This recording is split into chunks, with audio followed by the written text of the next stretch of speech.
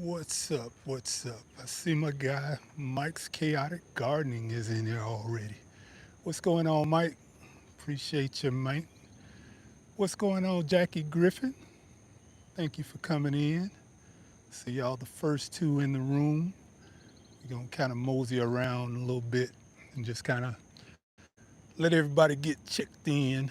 Just kind of chat with you guys for a quick minute. But what we're gonna be talking about today is this bad weather. Because we having some terrible weather here today. So I'm hoping that it doesn't affect the signal too bad. But let's see, it looks like it's clearing up. Yeah. But how you guys doing today? Can you hear me good? Make sure you hear me. G Mama, what's up, G Mama? I'm glad you're here, G Mama, because I got something for you. Uh, Mike's Chaotic Gardening, I got something for you as well. What's going on, Lori Parks? She says, wow, growing. Hey. Let's see who else. I'm hoping Nikki comes in. Um, I sent Nikki an email letting her know that I was going to be live. Cash Flow is here. What's going on? She says, hey, neighbors. Just a moment says hello. Hello, hello, hello, hello. So we got a little surprise for our, what's going on, Lynette? Thank you for coming in. She says hello. We got a little something for our moderators today. I'm gonna give y'all just a little hint. Yeah, there you go. Y'all already know how to do it now. I know it ain't quite it's only 22 people in here right now, but y'all let me down on the last live. We went all the way back to 4,500 reactions. Okay, we started off at 1,600 reactions or something in that nature, and then we went up to like a 4,600 reactions, and then we jumped all the way up to 11,000 reactions, and then we jumped all the way up to a 27,000 reactions. That's that little little buttons on the side there. Instead of doing the thumbs up in the chat, we hit them on the side there. But y'all let me down.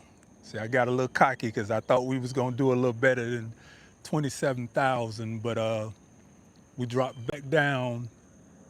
I want to say 5,000 reactions. Come on now, we got to do better than that. So the reactions it's what gets the live shared out. Now I want to acknowledge a few people in here today, and like I said, excuse me. Say, is that Farmer Marshall in here? What's going on, Farmer Marshall? Thank you for coming in, Farmer Marshall, fella Georgian, ATL. What's going on, man? Thank you for coming in. Glad you could come in. So we got G Mama in here right now. I want y'all to give a shout out to G Mama. Just I want to do a little something for my moderators today because they really do make a difference in the chat and keeping everybody engaged, keeping everybody communicating with each other when I'm out and about and kind of doing this thing here. So I just really want to acknowledge my moderators today. Uh, I'm trying to pronounce it. Reunique, Reunica one. She says, "What's going on today?" John 62:28. Speaking to G Mama. Yeah, y'all just shout my moderators out. Give G Mama a couple of everybody in the room that can hear what I'm saying now. G Mama grows. Y'all just type G Mama grows if you can. Just, or just hey G Mama, whatever. I really want to give, y'all some shout outs. G Mama grows, Mike's Chaotic Gardening. What's up, official Jamila? Thank you for coming in. We also have Cash Flow, who is one of my moderators. So today it's about my moderators. I know we said we were going to be talking about the citrus. I mean, not the citrus. We're going to be talking about the bananas, Veinte Cohols. That's what we have, Veinte Cohols. And it's kind of going to all tie together. But this is what I want to do for my moderators on it. And I know, like I said, I talked to Nikki today, so I know Nikki is going to be in here. Now, my next moderator, we want to give a little shout out to. It's going to be Mike's Chaotic Gardening. You know, I want to make sure that we recognize Mike's Chaotic Gardening, and he's in the chat right now, one of my moderators. I don't know if I can, you know how you say my favorite neighbor? Can you have two favorite neighbors? Or three or four, five, six maybe? I think I got about six favorite neighbors, and that's all the ones that's in the blue in the room. Uh, Mike's Chaotic Gardening speaking, he says, "Hey Jamila, that's what's up." Now I don't know how that got highlighted, but maybe that was yeah, okay. Mike speaking, so I like that. Somebody highlighted the "Hey Jamila." Yeah, I want this to be about highlighting my moderators this time. Uh, this is Janet Benford says, "First time catching you live. I came to your page for something else and then excited to learn." Okay, that is Janet Bradford. It's in black, so don't, I can read now. So it's in black. I can't see it. Your words are in white, but the name is in black, so I can't really see it. So thank you for coming in. G Mama says, "Welcome to the live stream, neighbors. Tap that like button." Now, G Mama, you know how we do. We hitting them reactions because that's what's going to get the live sent out. So we want to make sure that we hit those reactions. That's those little hearts on the side there. Let me see if I can make it happen. You see that right there?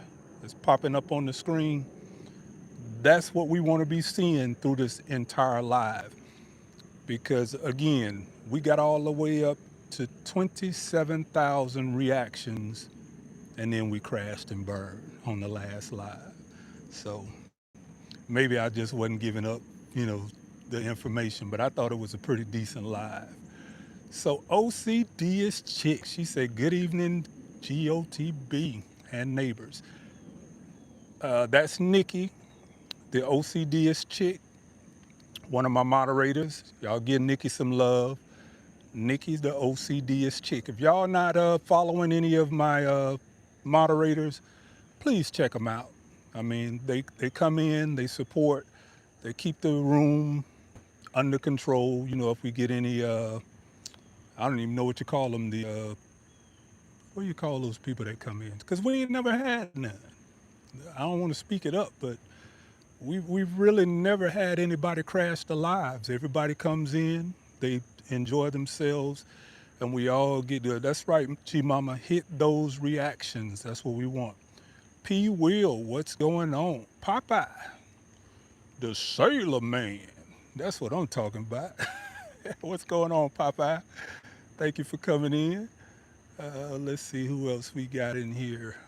Um, but like I say, this is the thing we want. We want to be hitting those reactions, and I'm gonna play with it a little bit too, because I got my screen up right here. Popeye says, "Nice to see you." Thank you, sir. Got that spinach going out. Well, yeah, I got a little something. Let's see here. It's not spinach, but it's the next best thing. Let me see. I know G Mama. G Mama, don't you say nothing. G Mama, don't you say nothing. Anybody could tell me what this is right here? It's the next best thing to spinach. Speaking of Popeye, I'm glad Popeye came in and gave me something to talk about real quick. All right. Mike, you can answer, but G Mama, you can't. You can't answer, G Mama. Sky, I know G Mama has this. Okay. Mike say he know. So don't. Okay, Mike, keep it to yourself, then. See, I got the smartest. Matter of fact, none of my moderators should be able to answer. There you go. See there, Nikki. I just said you and Mike. I just said none of the moderators answer because I know y'all be on it. Yeah, but it's the next best thing to spinach. Actually, it's actually better than spinach. So I have this growing with my. You can see I have some, what are the purple whole peas coming up right here. So what we are doing is we're gearing the garden up for this summer heat where everybody else is shutting down. We just getting going over here. So as you can see, purple hull peas just coming up. Got a whole bed for them. That's a 20 by 3 bed, and we just letting these came up on their own. So you know how I do. If it comes up, it's meant to live. So we're gonna let her live right here. This makes an excellent FPJ for anybody who does not know. Excellent FPJ. The gibberellins and oxens all right here. If you take this top tip off, make you an FPJ with that, hit it with your plants, they'll react right away. Biological stimulants, that's what we're doing. So let's see here. How glow? Okay, my guy, how glow be on it. Now y'all, all my moderators, get how grows some. We gonna say how go. All my moderators shout how go out. My guy comes in every single time and he drop a little something on the table. I like that. I'm not asking for it, but he just comes straight in the door and drops something on the table. That's my kind of guy. So y'all give How Grow a little shout out. I appreciate that. Cash Flow, go ahead and highlight How Go. Man, you should have had that thing as How Grow. That would have been so much easier. Yeah, there you go. Y'all shout him out because he comes in, and I want to say for the last 4 lives, he's always dropped something on the table, and I appreciate that. You know, not that I'm asking, but I absolutely appreciate it. Even in some of the videos, I'll be scrolling through and answering some of the questions, and there he is. He's dropping them dimes, and I do mean dropping them. Yeah, so I do appreciate that, man. But let's see if we get a few more people in here. But like I say, we still growing over here. You know, we're not shutting down for the summer. We got this thing jumping. We just was out here pruning we were pruning and we were pruning our cucumbers. This is what you guys need to be growing. Those market moors, straight eights, and all that. They gonna lay down on you when it comes down to this summer heat. Now, excluding my moderators, I'm just saying this again, excluding my moderators, can anybody tell me what this is? What kind of cucumber this is? Matter of fact, we gonna say that. Cause anybody tell me what this is? Loves the heat. This thing will go up into 110 and still do well. And she's got cukes all over her. So we were out here pruning today. We've been getting crazy rain. And of course, with that rain comes that powdery mildew, downy mildew.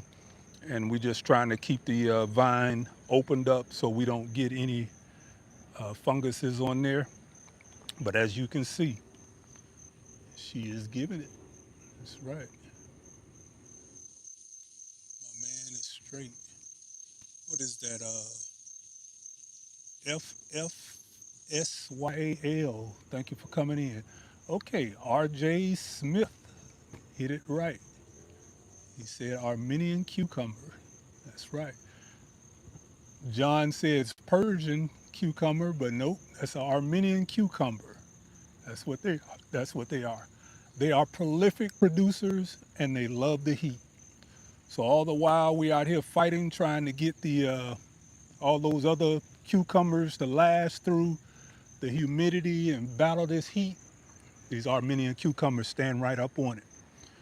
And not only do we have the Armenian cucumbers still going, we came over today, groceries out here. Look at these babies here. Yep. So we pruned this one out today as well. She's got one, two, three, four, five, six, seven, and I wanted to say 8 on here. One of them we took in because one of them messed around and cut the vine and it fell off. But that's about what you want on there with the with your butternut squash and all. 8 on one vine is going to be really pushing it. 5 to 8 is all you want on that vine. And that's going to have those things to push out. You see the size on them? That's what's going to make them get that size on them. You don't want any more than 8 on there. After 8, you start pruning that thing off. Look how big that is. Of course, it's that soil. It's all in that dirt, baby. That's right. And once again, talking about that powdery mildew. Powdery mildew. That's what that liquid whey that we spray on it. With all of this rain that we've been getting, you get to see it up close. A lot of people be hiding their squash when it gets middle of the summer. It's what my squash looks like. It's what the squash plant looks like. I do prune, and today I did find some squash eggs on several of the plants, on several of the leaves. So that is one way of pruning that you're going to be able to find these things real easy when you're pruning. Same thing up top. You see, I got some baby cukes coming in there. There's another one right there. She got cucumbers all over this thing. Yep, cucumbers all. This thing has probably about close to 30 cucumbers on it right now. And she's just coming in. You can come out here and harvest every day. I mean, it'll just keep putting off. And there you go. Look at that baby back there. She should have been already taken off. Go over here and show you this one. Yep. We're gonna take her off tonight. 'Cause I don't. They still will be tender when this size here, and this is probably about, I want to say about 18 inches long. She'll still be tender, but you want to keep them probably in that 12-inch range, and you still be pretty good, which is like the one right here. This is pretty much how I like to harvest them. They'll be pretty good like this. I mean, they're super tender. The seeds are soft, so you don't get that hard skin on them. This one's thin here, but I'll be taking that off probably tomorrow because they grow so fast. I mean, they just really grow fast. But again, just showing you cucumbers up close, no powdery mildew. It's that liquid whey that I tell you guys I spray on my plants. Works like clockwork. Now, every now and again, you might have to come out here and doctor them up a little bit. I'll take like a paintbrush and come out here if I do see some spots or anything showing up. And I'll get me some hydrogen peroxide, put a tablespoon. I'll do a tablespoon of hydrogen peroxide into a gallon of dechlorinated water and come out here with my paintbrush and I'll give her a bath if I start seeing that powdery mildew come through. But as you can see, I'm gonna give you another look at her. Y'all can see it all the way from the, no powdery mildew anywhere. And we've been getting rain like crazy, even with the heat. So you're talking about the humidity and the rain all coupled together, that's a disaster. But because we're doing it the right way, we don't have too many issues. And we just have to stay on it. That's a constant right there. So now, this is what the live was really about here. Now this, what, hold on now. What we talking about? Huh? This is a dwarf Orinoco here. I finally got this baby to fruit. Now, will she make a rack? We gonna find out. We got to number 43. I don't know if you guys, let me see if I could turn this around. It's probably gonna show backwards, but you see that? I was counting the numbers and we got all the way up to number 43 before that flag leaf hit. And then now we got our rack coming out. So we are on the verge of having bananas. This is the baby right here, though. This is the one that everybody wants, and it's the one we have on growingoutthebox.com right now. That's the Veinte Cohol, which is the fastest fruiting banana in the world, the Veinte Cohol. And she's got pups. She's putting off pups already. So I think I'm gonna go ahead and separate them. She should have been in the ground right after spring, but because I had a few issues with it, I didn't take it out of the pot and put her in the ground. But the beautiful part about the Veinte Coho is she'll produce in less than 12 months. So this is what we're gonna be talking about today. Even with the dwarf Orinoco, she's got 4 pups down there. I can't remove them now because she's flowering, and I think I'll probably send her in the shock if I were to remove those pups right now. So we gonna work with it. And what I've been doing is I've been feeding her some. Let's see what Mike's Chaotic Gardening said. Mike's gonna OCDSC say, let's grow together. Be sure to check out the online shop. That's what's up, Nikki. Yep, we got that dwarf Orinoco. We just added her in today.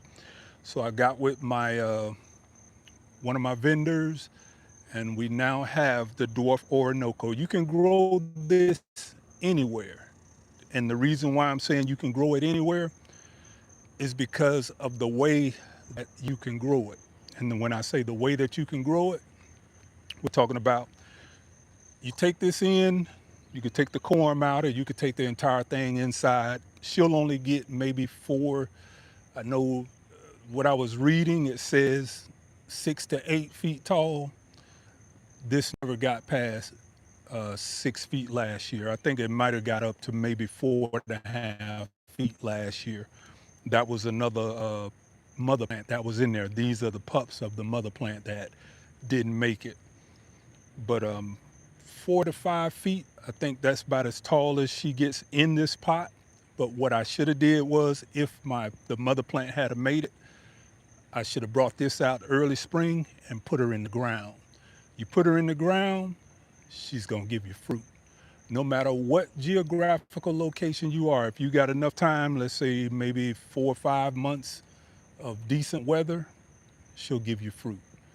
The key is taking her inside during the winter time and then bringing her back out first spring.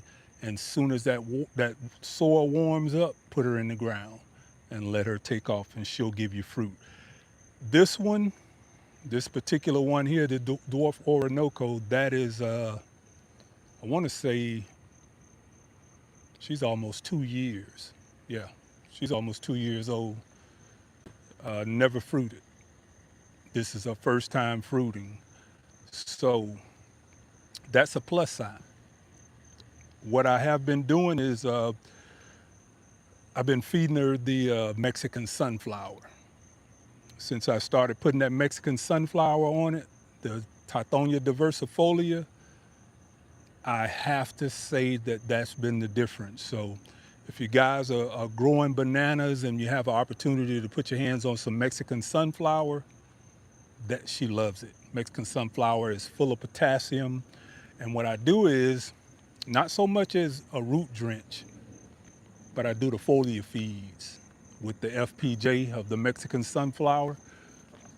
You spray it under the leaves, not on top. You spray it under the leaves. And I started doing that this year on her, and sure enough, she came through. I'm really excited about this. I mean, I'm really excited about a banana fruiting in a pot in Georgia Zone 8A. Yes, sir.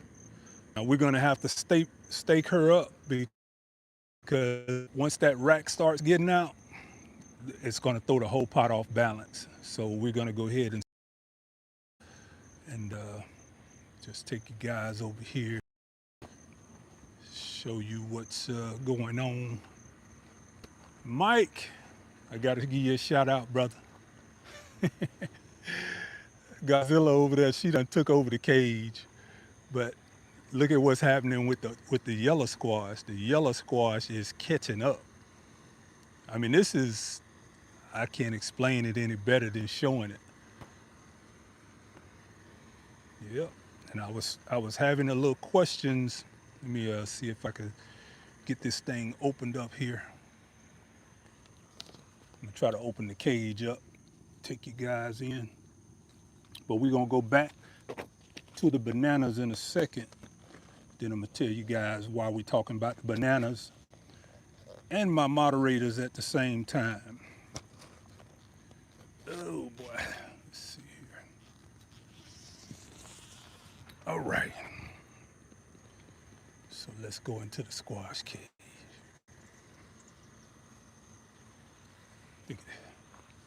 We've been getting a lot of rain today. So she is laying down in here right now. Look at that baby there. This one I'm not sure. When they small on the tip like this, I'm not sure if she got pollinated correctly. Yeah, she may not have gotten pollinated correctly. I come out and hand pollinate every morning. Usually when they're pollinated correct, you'll see they'll have like a swollen tip on them. The tip will swell up. This one's kind of thin. So generally when it does that, it's probably not pollinated well. But this is her, like I said, we've gotten a lot of rain today, so she's just in here lollygagging around. But this is Mike's Chaotic Gardening, one of his children. So this one did get pollinated. I wasn't sure if it got pollinated, but this is a Georgia candy roaster, banana squash as some call it, sweet potato squash, and she is kicking in. Somebody was asking me, they said that their vine is probably about 20 feet long and they still have yet to get any females. This is only maybe 10 feet. And she started putting off fruit 5 feet. It's got everything to do with that soil that you're growing in. You got one there. I don't know if you can see. Where's that one at? There's one right there. She hadn't opened up yet. And then we have one right there. She'll be open in the morning. So we're gonna have to pollinate her. And then we have another one right there on the tip. So yeah, she's got 5 females on it already. It's that soil. That's the only thing that I could say. And then of course she's just putting off fruit here. That's the yellow squash. Y'all remember how big this was the last time we were out here? She's doubled in size. It's this cage, man, when these plants have no insect problems. Look at this thing here. It's like an elephant ear. Every bit of 18 to 24 inches. But I'm gonna let you see what this yellowneck is doing now. She is almost caught up with the zucchini. Yep. Huge. Look at that. Huge. Yeah, G Mama Godzilla, Godzilla about taking over the cage. But she got some competition. And I think once that candy roaster starts doing its thing, the candy roaster is gonna be a beast. So we gotta finish doing the candy roaster. So yeah, it's the peanuts over here. Peanuts are doing amazing. And I'm gonna tell you something too. I'm gonna give you guys a little secret. Part of what this is, gypsum. I mix gypsum in that soil in there. Man, that's my new thing there, gypsum. What y'all know? It's the black cherries. Your heat lovers. That's what I tell you, when it starts getting hot, you want to start growing the things that love being in the hot. So it's black cherries.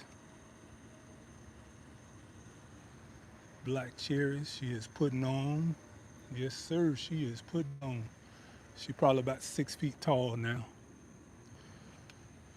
We got another one coming up over here, so we're doing them succession, so we don't have it all coming off at one time. She's got her first little bunch of flowers starting to come on, and then as soon as she'll get up there, as soon as that heat hits. Now I did have some powdery mildew on this one.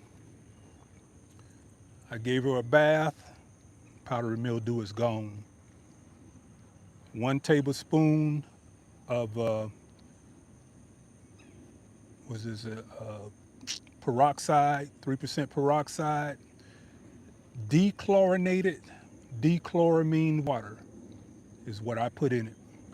And I come out and give her a bath. Soft paintbrush, and I go up and down both sides, top and bottom, give her a bath.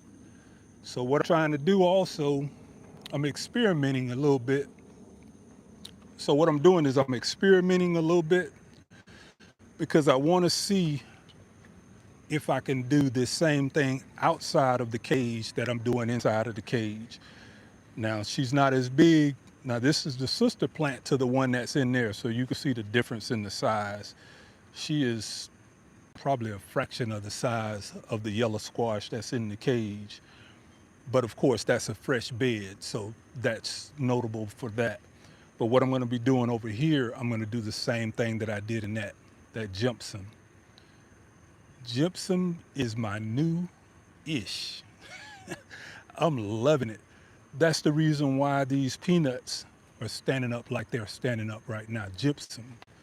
I put it in to soften the clay soil because I'm down here in Georgia Zone 8A. I put the gypsum in to get that clay soil softened up, and then the peanuts started taking off like I've never seen them take off before. I mean, they are looking amazing. So, you know how growing out the box be doing. He be doing too much. I had to put it on everything. I put that thing on everything. And yeah, it is serious. My citrus, I put the gypsum in that. I mixed it into the soil. Tomatoes, what else did I put it in? Oh, beans? Yeah, because the peanuts. Beans? Absolutely. Show you what's going on here. Beans? Look at these beans. These are navy beans here. Look at that rich color, how thick those leaves are. Yes, these are navy beans here. Put the gypsum in here. Everywhere I put that gypsum in, oh, it's a game changer. Now, I could show you a bed on the other side where I didn't put the gypsum in and I'm growing beans in it. The beans don't have this color like that. They just don't have the color like that. And we're doing twofold. We're gonna let the navy beans climb up the trellis we have here. And then we got sweet potatoes. These are Georgia Jets going to the bottom. So we're trying to do a little succession planting along with some companion planting. Got that Jamaican sorrel. She's doing real good over here. Got her in the pot by herself. Now, I don't know if David Core with the crops is in here, but David Core with the crops, I was watching him plant his, and I was about to make the mistake and put this is my first time growing the Jamaican sorrel. So I was about to put these in a bed together until I watched David Core with the crop planting his. And the first thing he said is, she gonna take all this space. So that's what I did. Put her in I think this is a 42-inch bed by itself. So we're gonna let her do whatever she does in that 42-inch bed. We're gonna give her space. Now what I'm learning this year, look at that. She's starting to climb. And this is our Everest grapevine here. She's locking on. And those tendrils locking on. It's locking on to the cattle panel. So this is what that's gonna be. We're gonna have grapes growing up the cattle panel. That's the whole vision behind that. Got the African marigolds there. This side is slow to take off, but that's cool. And we're gonna let her go all the way up the cattle panel there. That should be pretty nice. She is climbing. This is a Mars grapevine here. So she's almost reached the top. That's what we're trying to do. And then we're going to take these off the bottom. We're going to propagate those. Got some grapes on here. Birds was coming. Why y'all didn't tell me in the last live, right? The last live, I went back and I was watching the video and the birds behind me taking the grapes. Nobody said anything. It's that comfrey. Yep. Make that comfrey FPJ. We don't do no the weed teas. I ain't even doing the weed teas anymore. It just doesn't make sense. Once you learn how to do the FPJs, you could take 5 or 6 of these comfrey leaves, and that 5 or 6 comfrey leaves, when you make that one bucket of tea or whatever it is that you make, that one little valve of FPJ will outrank all that. We got some more beans right here. And again, I'm telling you, wherever I put that gypsum at, the beans come in, and they coming in really good. So we got more beans over here, but this is a little trellis setup. I got a floating trellis is what I call it, to pull it away so once the grapevines start growing, that we can have some separation between the grapes and the beans when they grow up. So just forward thinking. This baby here, she is, I mean, new growth everywhere. She is in there this year. Same thing, that Mexican sunflower, that's what I've been feeding her. Mexican sunflower is what I've been feeding her, and she is loving it. Look at all that new growth on the tips. And every time I turn around those tips, then she'll have another flower on. So I keep taking the flowers off because we don't want her to fruit this year. We want her to focus on nothing but, let's see here. I know I saw a flower on here earlier. Maybe I took it off already. But that's a brown select satsuma. She's in the ground. Georgia's own 8A. Yep, brown select satsuma. This is a Pansaris trifoliate. That's a bitter orange and the rootstock for all of these citrus that I have here. That's what the rootstock is. That's what this is. So what I'm going to be doing is grafting onto this and then air layering. So I'm going to graft. Yep.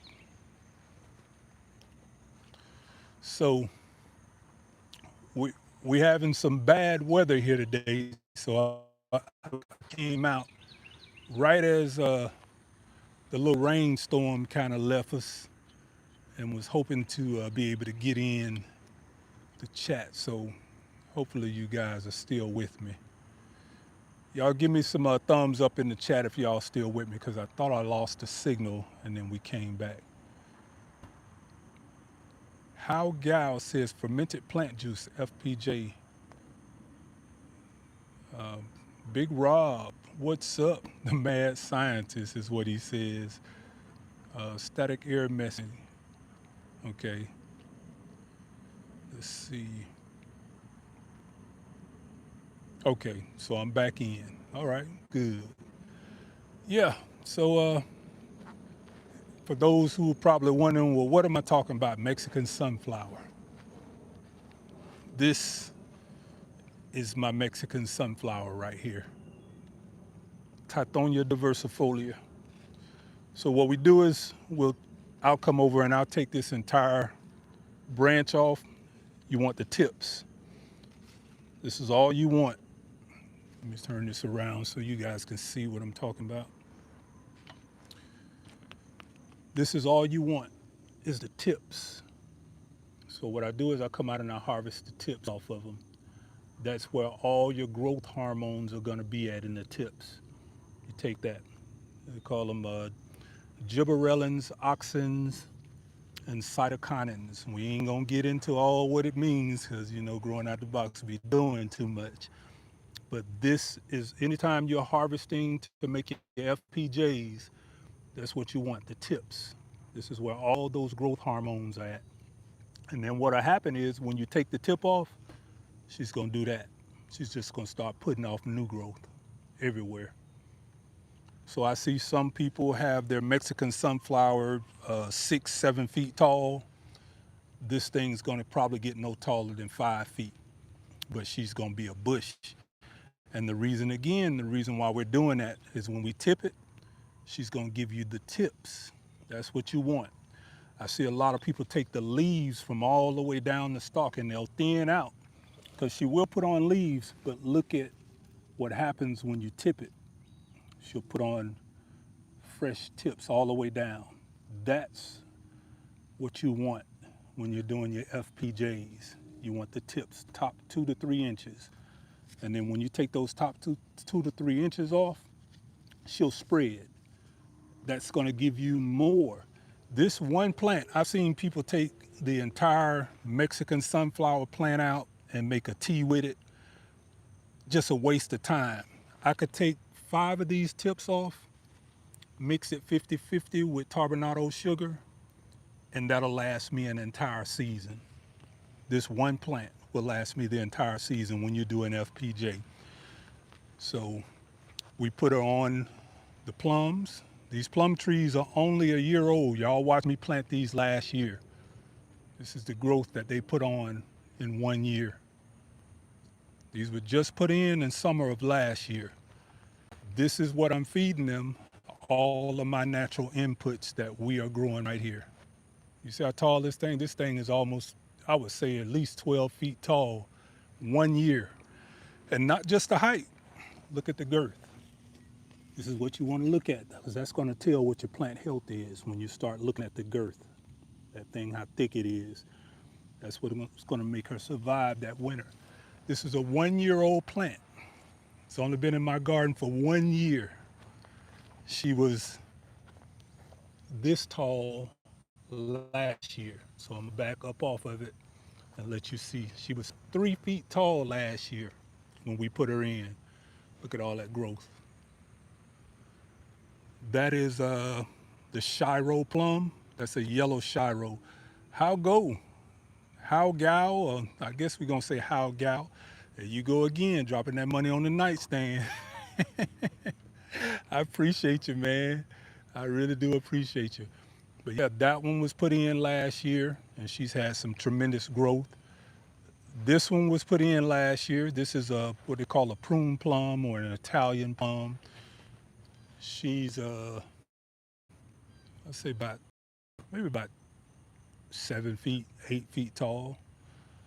But again, this is what we're looking at. You want to look at the girth. This thing has doubled in girth size since we put her in.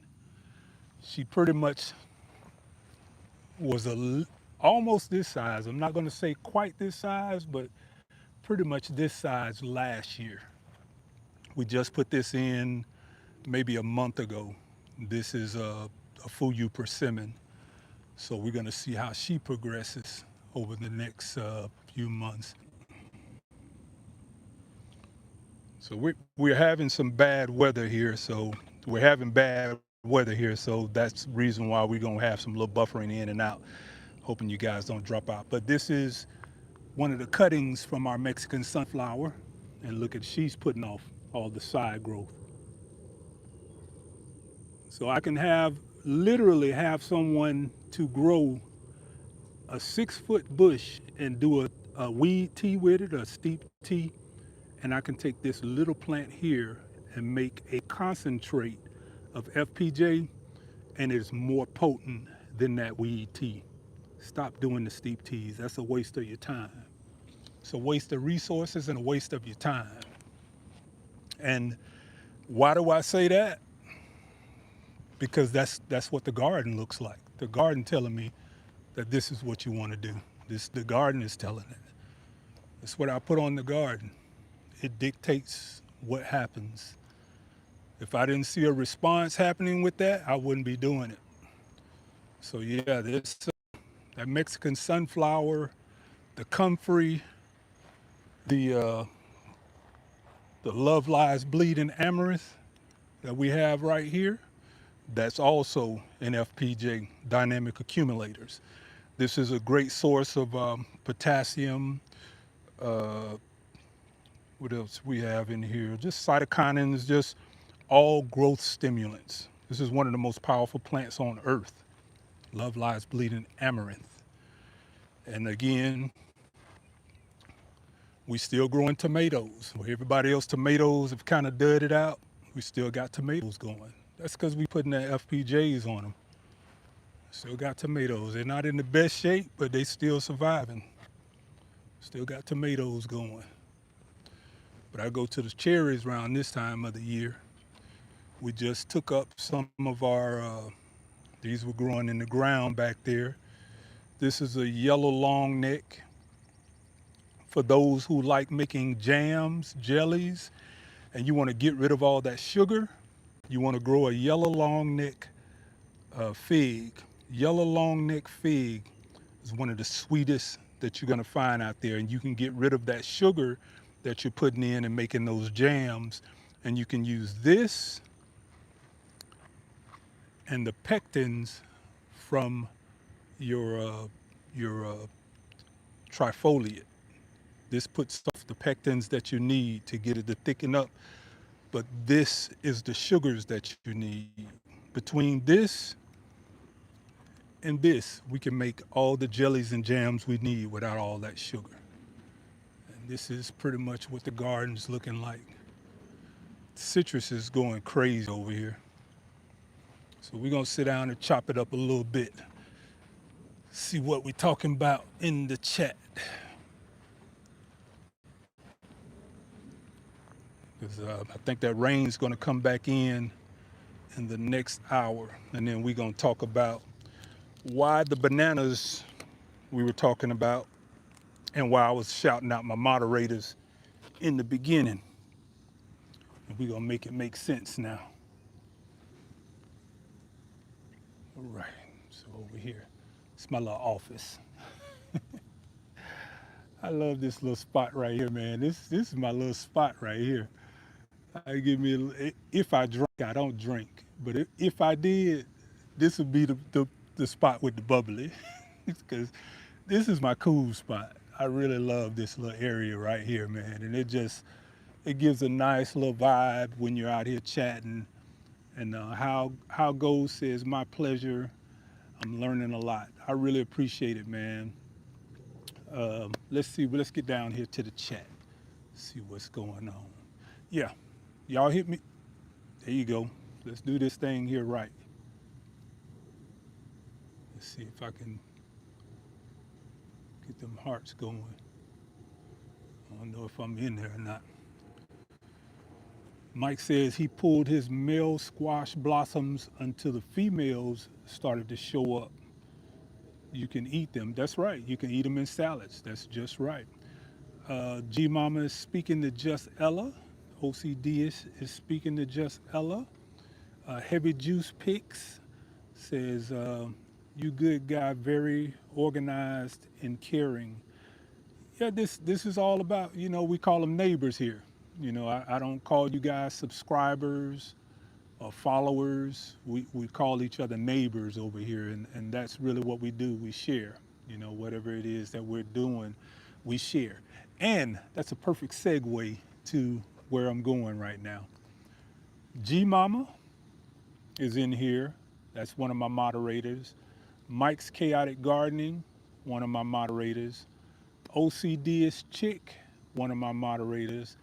Cash Flow, one of my moderators. Uh, all of you guys, refresh me on your mailing addresses. Even you, G Mama, because I know you're growing on your balcony. But that dwarf Orinoco. Matter of fact, let me back up a little bit. G Mama, Mike's Chaotic Gardening, OCD is Chick, and Cash Flow. If you would like to be gifted a, uh, one of the Veinte Cohols, this is a very rare banana plant. Very rare. Even up there in Maryland where you are, Nikki, I think you could do it. Mike, it's a challenge for you. I think you could do it. G Mama, I want to say, G Mama, you're in Carolina, if I'm not mistaken. Correct me if I'm wrong, but I think G Mama is in Carolina. So just give me a yes, G Mama, if you're in Carolina. Let me see. Just checking real quick. Oh my goodness, thank you so much, neighbor. Yes, okay. Yeah, Mike, I want you to try. I know you could do it.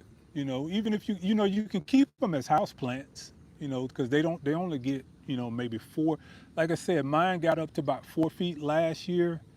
I brought it out of garage. I brought it out of the garage in spring of this year. Sat it over by the garage door to let it start getting acclimated back into the environment.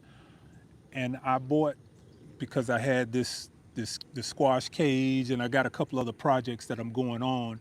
I had to buy some bulk compost. So I got this big pile of compost in the driveway that I still yet have filled out, because and you guys will see what I'm doing with the bulk compost.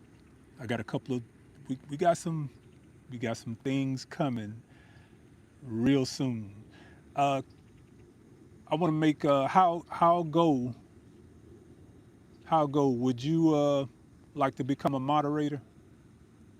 If you like to become a moderator, how go? Give me a thumbs up, because I rock with you, man. I appreciate all the support you're doing, and I'm I'm gonna say I really don't come into the lives for you. You know, it's a blessing for you to be able to drop a little something on me, but that's not really why I do it. That's not really why I do it. What I always say is, if you want to support the channel, just go over to the store and buy something. That way you feel, you get something for what it is that, and I know I try to share as much as I can, and we chop it up, and I try to make a just a good experience when you guys come in with the live, but I would rather for you, as opposed to just putting something in the live, go over to my shop, find something in there and make it make sense. You know what I mean? That way you can have something and we could talk about that in the lives, however it goes. But yeah, yeah. Thanks, Mike, for putting that up. Yeah, how go? Just I appreciate you, man. Because like I said, how how gal. I guess that's what it's called. How gal. I wish you would just change that to how grow. That'd be so easy. It just flows real easy like that. But he said I'd be honored. Just want to observe. I appreciate you, man. But like I said, we're neighbors here, and that's what neighbors do. We share. So going back to why I was showing the Veinte Cohol, and y'all look that up. Veinte Cohol is the fastest producing banana, to my understanding, in the world. The fastest producing banana in the world. The key to getting it to fruit is, once you bring it out for the winter time, from the winter time, is to put her in the ground. Look at you. Man, I mess with you. I mess with you. I really do, bro. I really appreciate it, man. But that's a blessing. However it goes, it is a blessing. See, now you're throwing me off my game right now, because I was trying to stay focused on my moderators, and you throwing that love in there, man. I just really appreciate it. So, but there you go. OCD is say harvest your imagination. And if you go to my website, you scroll down to the bottom of the page. That's on the landing page of my website, of my shop, and it is harvest your imagination.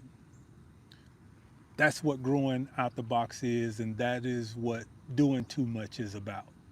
Harvesting your imagination, developing things that we may not even we may not have thought about. Because even being here now and going back to OCD's chick, G Mama, I have to single them out right now, because OCD's chick was in my first live. I wouldn't even call it a live, but she was the first one to really come on and give me some pointers on how to do the lives and how to set up. And then G Mama followed right behind her. G Mama was, giving us some pointers on how to do the stream yard and all of that stuff like that. So really what it boils down to is everybody contributing. You know what I mean? Just everybody being a part of something. And for this to be where it is now, and we're about to approach 300,000 neighbors. I'm going to say subscribers so we can stay in the context of what I'm talking about. But we're approaching 300,000 subscribers right here on YouTube. That is a difficult task.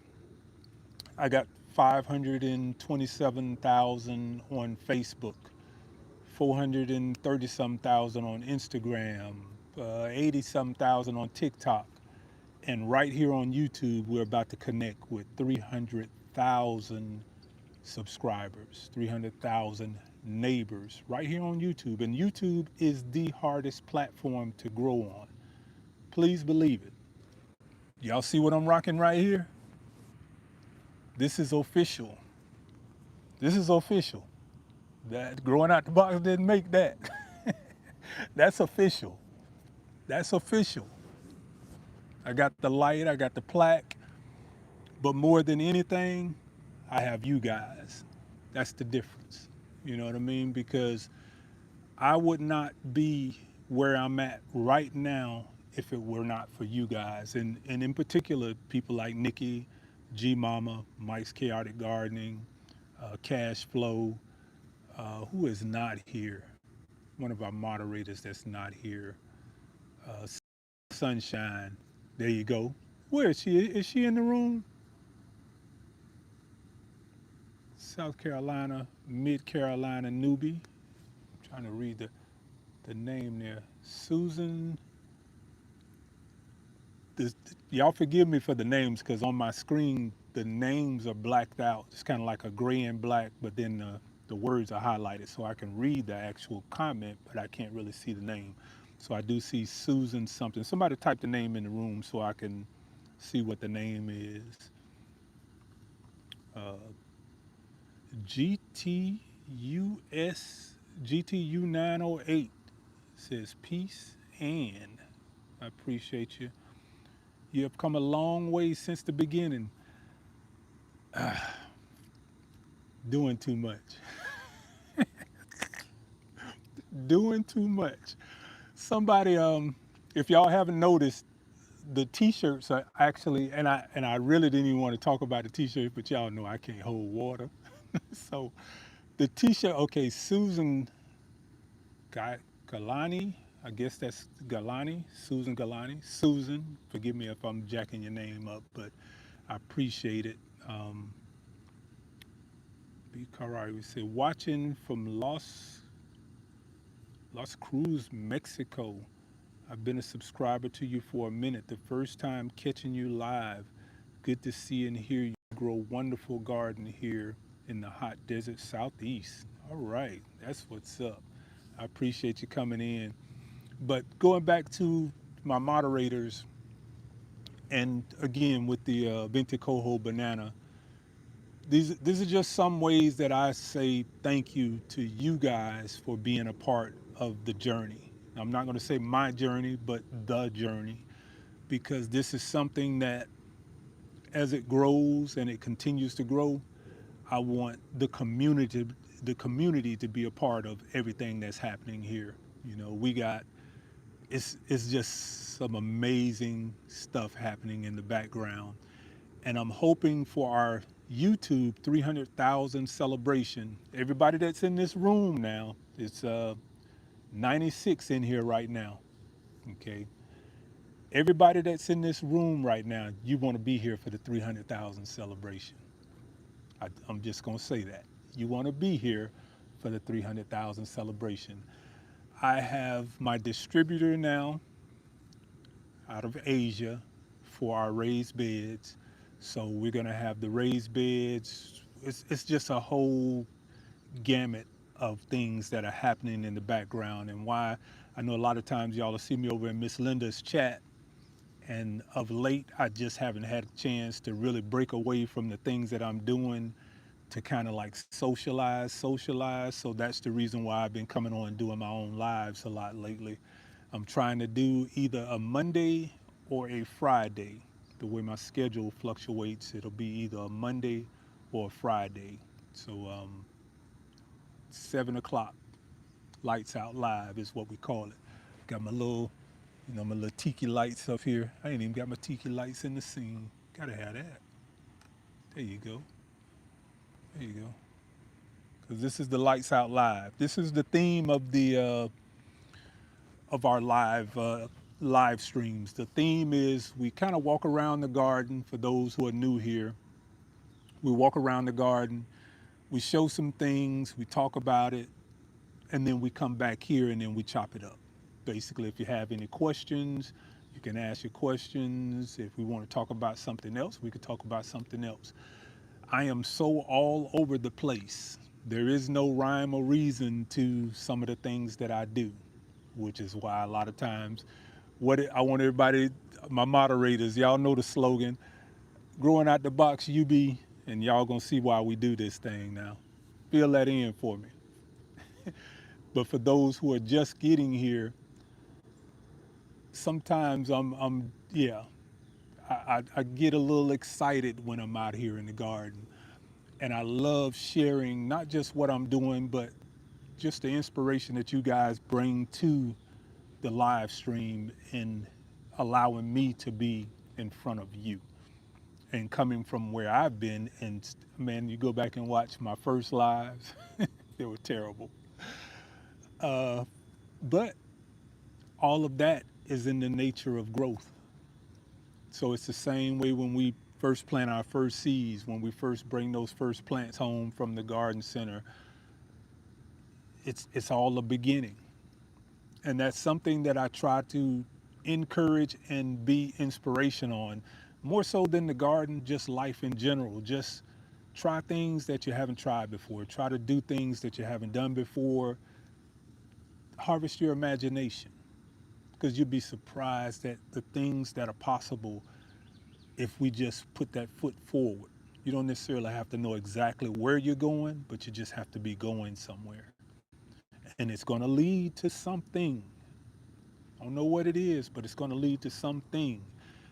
And that is what growing out the box has turned into, man. Because I never in a million years would have imagined.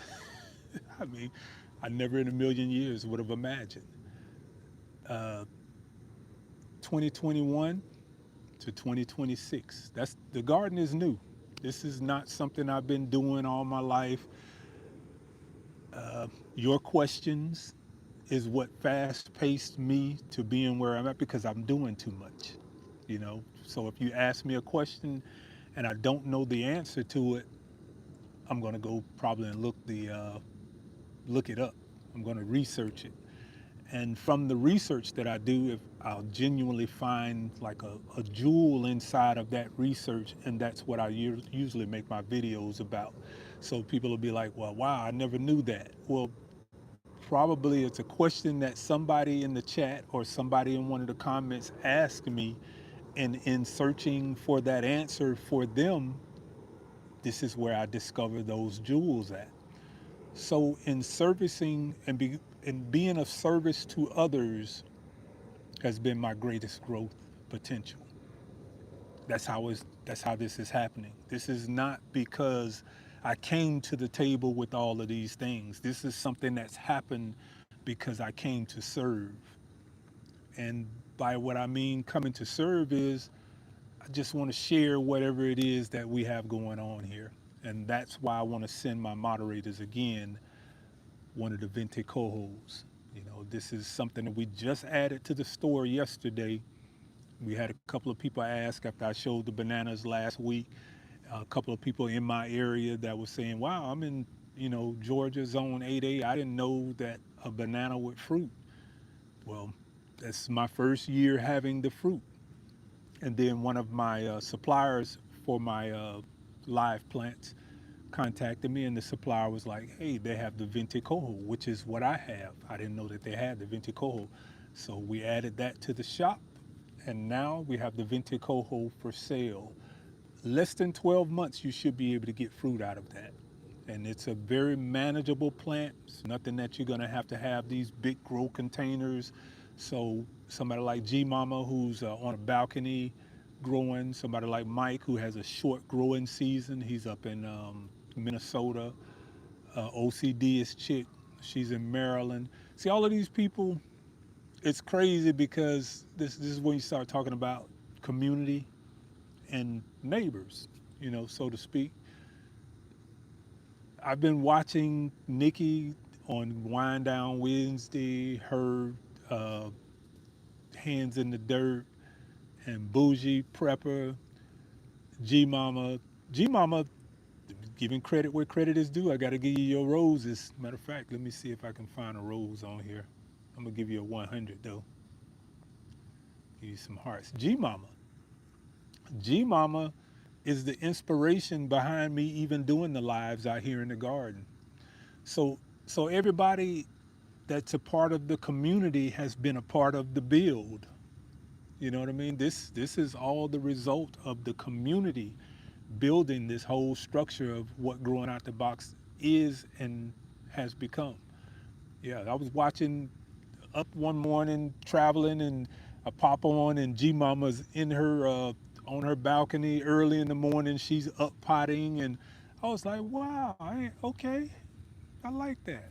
So G Mama was the inspiration for me wanting to do the lives in the garden, not at the table, not at the desk, not in the office, because that to me is very stagnant and it doesn't feel natural. When I'm out here in the garden, because I'm a little OCD-ish myself, and I like moving from one thing. I can't stay focused on one thing too long, and sitting at a table, kind of like there you go again. How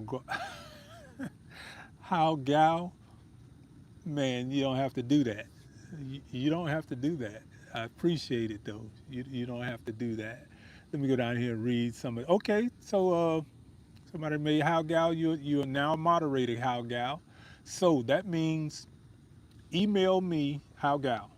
So you're brand new on this, but email me at inquiry at growingoutthebox.com. Send me your information, and if you would like one of the Veinte Cohol bananas, I got you. So you just basically paid for your banana with all those super chats you've been sitting in and the gifts you've been sending. You basically just paid for your own banana plant. So I appreciate it, man. It's called return. You got a good return on your investment. How man? Next year I will. Thanks. Next year. Okay, so you're not interested in the banana right now. Let me know if you're interested in the banana. How gal? So like I said, I want to make sure that my moderators are taken care of. Inquiry at growingoutthebox.com. Thank you, G Mama. Kay, can you answer Lori Park's question, please? How gal? Post Lori Park's question again. I'm sorry.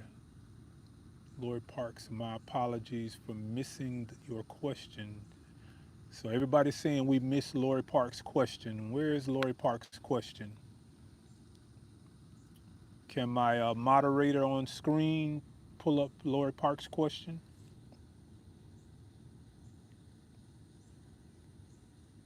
Okay, there we go. Can anyone of the moderators get him to answer my question? Okay, I'm trying to answer your question.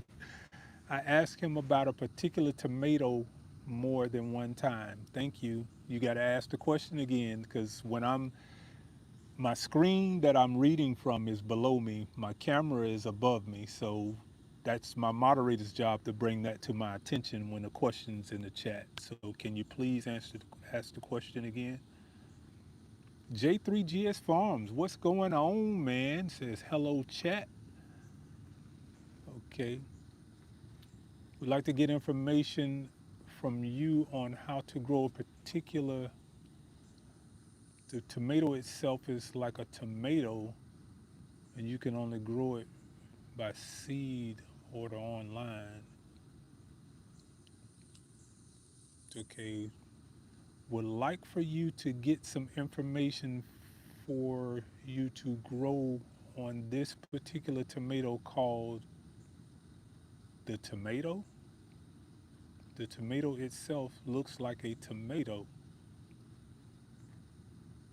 and you can only grow it by seed order online. You're gonna have to explain that one to me because you're saying the tomato looks like a tomato. You got me on this one. It's a tomato called the tomato. Is that what you're saying? Okay.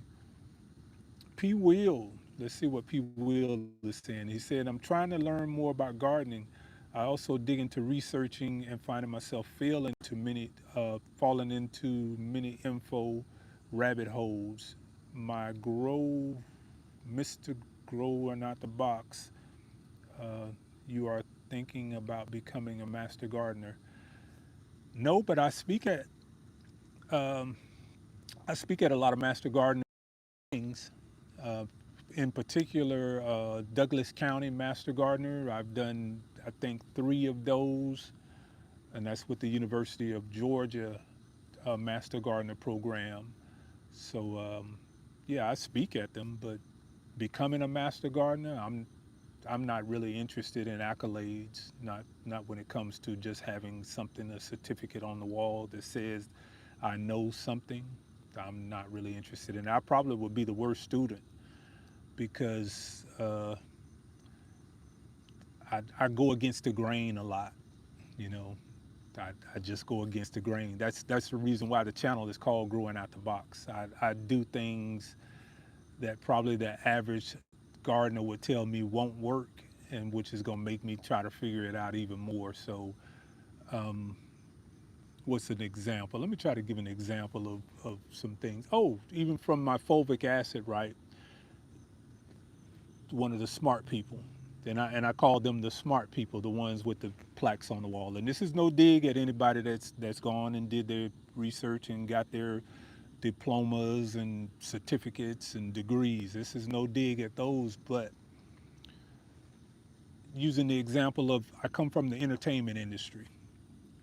Okay, with the entertainment industry, you have those that are trained in theory. Those are the real musicians, the ones who can play and read music and they understand the whole principle behind theory of music. Okay, and again, this is no disrespect, but I have to just call it for what it is. They are the worst producers because they have no imagination. I was looking at an old video of Steve Jobs, the Apple CEO. Steve Jobs says he won't hire people that came from an institution. He likes hiring people that are self-learned because their imagination. So I'm not into the accolades, so to speak. You know what I mean? Because I know a lot of the things that I do are not the traditional way to do things. Like, I mean, if I could go down the list of how many times people told me something would not work, and then they'll throw up, I'm a master gardener, or I'm a horticulturalist, or I've been studying plants for 15, 20 years, and what you're saying doesn't make sense. Okay, okay. So, no, I'm not interested in a degree nor, like I say, plaques or anything like. And this, like I said, no disrespect to anyone in here who has such, but that's just not my thing. I get out here and I get it in the mud. That's literally what I do. I get out here and get it in the mud. If you tell me it won't grow, I'm going to put it in the ground and I'm going to do everything within my power to see that it grows. That's just what I do, you know. And I'll do some unconventional things to see that it grows. Just like somebody was telling me the other day about the plants and well, you, the plant's gonna be small and it's like that one plant is enough to feed a whole family of four. Now, I see everybody doing the square foot gardening. This is one of the principles right there in that cage, that squash cage, of why I don't do square foot gardening. And if you have small space, that's fine. That's perfectly fine. But here is one of the reasons why I don't do square foot gardening. And people will look at my garden and say everything is spaced out. When I do my fruit trees are 15 to 20 feet apart. Some people like to have it so you can barely walk through them, and then they'll say, well, that's just the way the professionals do it because they have to get the machines in. No, it's a reason why the trees need to be split that far apart. Because if you're growing naturally, not if you're growing synthetics and you're putting the fertilizer on, but if you are growing naturally, the plants are going to release, and this is where we're going to start going a little off the tangent a little bit, but just a little touch on this. The plants are going to release exudates into the soil.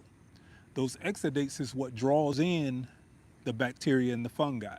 The fungi and the bacteria is what feeds your plant. So if you have all these plants in close proximity to each other, they're going to be fighting for nutrients. Not nutrients in the sense of synthetic fertilizers, but nutrients in terms of biology. Perfect example, it can't be written any better than what's happening in that squash cage.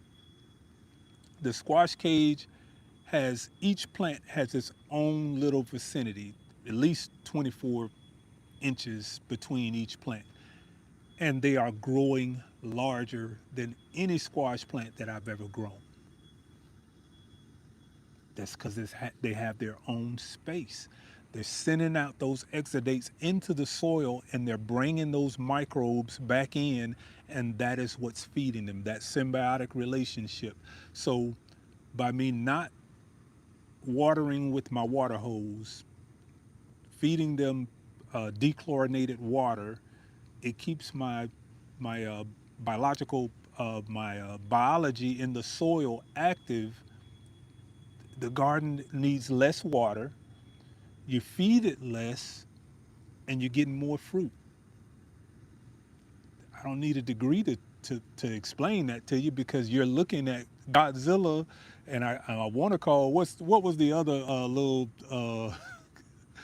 the other little thing. If you're old enough, you know who Godzilla is. But that's what the whole cage is about. That was about giving them their own space and taking away the insect pressure and having them to really live their best life. And this is a perfect example of what your plants can do under the right conditions. What your plants can do under the right conditions. I don't have plants all bunched up on each other. My somebody was asking me about the distance between my blackberries. My blackberries are 4 feet apart. I see people put them 2 feet apart. That's fine. That's your garden. You can do it that way. But springtime, when these babies pop, they're blackberries everywhere. They're blackberries everywhere. Disease pressure less because you're letting the plants breathe. They get a chance to take up the nutrients from the soil. And then by giving them the FPJs, you're feeding them biologically triggers to make those plants respond to the hormones that are in the tips of those plants that we're feeding them. So I don't know how long it would have took me in school to learn that, but for the last 4 years that I've been doing this, really the last 2 years that I've really been studying it, is just amazing, you know. So let me get down here to the Mike's Chaotic Gardener says, right, you can see the difference. Yeah, man. And like I said, when you have if you don't have the space, that's fine. I got 2 acres in the back, and I only have 64. Well, I'm not going to say only 6,400 square feet is my garden, and I'm steady adding things every year. But a lot of times we'll be out at one of the centers or somewhere, and then my wife will say, "Let's get this plant right here. Let's do this," and I'll be like, "Well, we can't get that one because it's going to grow bigger than the footprint in this 6,400 square feet." So I do semi dwarfs or dwarf plants or things that I can manage because I'm always thinking about the footprint, not necessarily what it looks like. What's going on, broke farmer? Thank you for coming in. So it's not necessarily about, when you're looking at the plant, when you bring it home and you're not seeing it for what it's going to be in its full potential. That is harvesting your imagination, fostering things that you don't see, but understanding where it's going to go.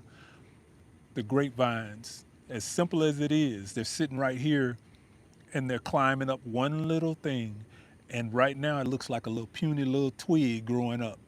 But in the next year or two, that thing's going to cover that whole trellis back there. So you have to be able to foresee and imprint into how the plant's going to grow when it's all the way there, not what it looks like now today. And as the garden starts to fill in, it's just starting to make so much more sense to me. And it really plays into I do less watering now. And I gotta when we bring in the raised beds, because like I said, we got a little situation where we're going to be bringing in some raised beds, some covered canopies. It's a whole new thing, and the raised beds that I have, they're kind of unique. There's some unique designs to them that they aren't the typical little corners, and you just put them together and then you squeeze them and they're flimsy. These things are solid. And this is part of the brand that we're trying to build over here. And a lot of the things like you see the strawberry planter right there, the strawberry planter. Let me turn the camera over here. The strawberry planter right here. It's in development. So you guys are going to be able to purchase this strawberry planter. We turn over here. The obelisk. You see this trellis right here? You guys are going to be able to purchase this. It'll come into a kit. You already got the little raised beds with the for the blueberries. We're gonna have canopies. So we had the first phase of that, which was our three zippers. The three zippers was only the first phase of what we're doing with the blueberries. We're gonna do a larger size of the three zippers because that's what you guys asked for. Some of you guys have some trees that need to be pruned, and that's the reason why your trees are too big because you should not have a blueberry bush that's 10 feet tall. There's nothing you can do with a 10-foot tall blueberry bush. You need to prune it. But for those who do grow their bushes that tall, we're having larger three zipper nettings made, as well as the frame that goes over it. So we're not laying the netting on the bushes. So all of these things are things that doing too much. This is what happens when you're doing too much. It puts you right in sync with where you need to be at. And that's a metaphor of life, you know what I mean? It's not just about the garden, it's just about growth. You know what I mean? You get out of life what you put in it. And I be doing too much. So let me get down here to the chat. Okay. Did I hear somebody say soil, brother? Let me see now. There's what's going on, soil, brother? Thank you for coming in, man. I appreciate you. It's got Bobby Womack. What's going on, Bobby from Savannah? Matter of fact, my son is in Savannah this weekend. Yep, he's down there celebrating his young lady's birthday. They're down in Savannah enjoying themselves. I appreciate you coming in, Bobby. Thank you, sir. So let's see, Talian. What is this? Talian. $8 says it looks fantastic. Lock Sundock. Is the Mexican sunflower in your shop? No, the Mexican sunflower is not in the shop. I was thinking about that was something that I was actually thinking about adding to the shop. The only thing about the Mexican sunflower in areas, the Mexican sunflower is considered evasive. In, evasive? No, invasive. I just had one of them some little brain farts right there. Invasive. So I'm not sure that I will be. I don't know. Let me give some thought to that because Mexican sunflower is not a lazy man's plant. It is not a lazy man's plant. I'm able to manage it here, and this is again when we're talking about growing out the box, you be doing too much. I planted one plant in the ground last year, and I wanted to see if it would live through the winter. It did not. So now I have five plants in the ground. Okay, if that makes sense to you. So a lot of the things that I'm doing here is not an overnight process. It's a, oh yeah, I'm tiptoeing because I don't want something to get out of control. Like my horsetail, I would not put horsetail in the ground. Horsetail would take over. But horsetail, if you're talking about silica, building the cuticles up on your plants, or horsetail is a beast.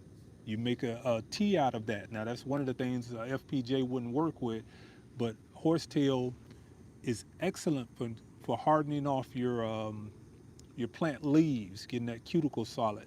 So that's what I'm going to be doing moving forward. And I was letting the plants get matured before I start harvesting from them. But that's going to be part of my what if this works against the Japanese beetle? What if it works against the Japanese beetle? So that's a 2 year process that I'm growing the plant, propagating it, getting it to enough to where I can harvest from it without losing the plant. And then I'm going to try to use that to see if it'll have a dent into the Japanese beetle, because the Japanese beetle, starting spring off, when they started coming out, they were doing havoc on everything around the garden, from the beans mostly. And maybe 2, 3 more weeks, they'll start to go away. But that Japanese beetle is a beast. So a broke farmer is speaking. Just Ella says, hey, Jigs is speaking to Soil Brother. Susan says, is now the time to plant Georgia collards? It's still a little early for the Georgia collards. Now, of course, growing out the box be doing too much. I have old timey blue collards. I grow old timey blue collards all year long. And what that does is it allows me to gauge the garden for pest pressure.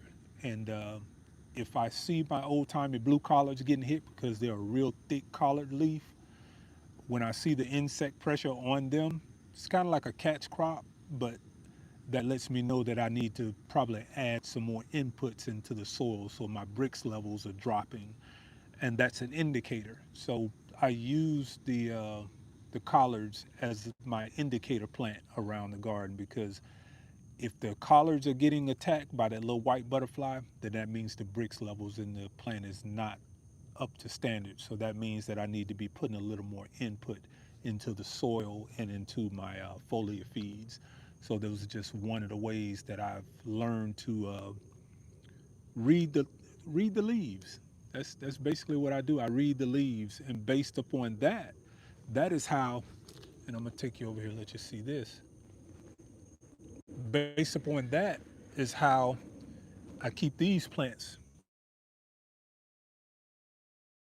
Leaves are. That's what makes these plants stay alive, because I monitor what's happening with the collards, and that tells me what the pest pressure is. So if my collards are getting hit pretty bad, then that means I need to turn it up on these plants, because the collards are the weaklings.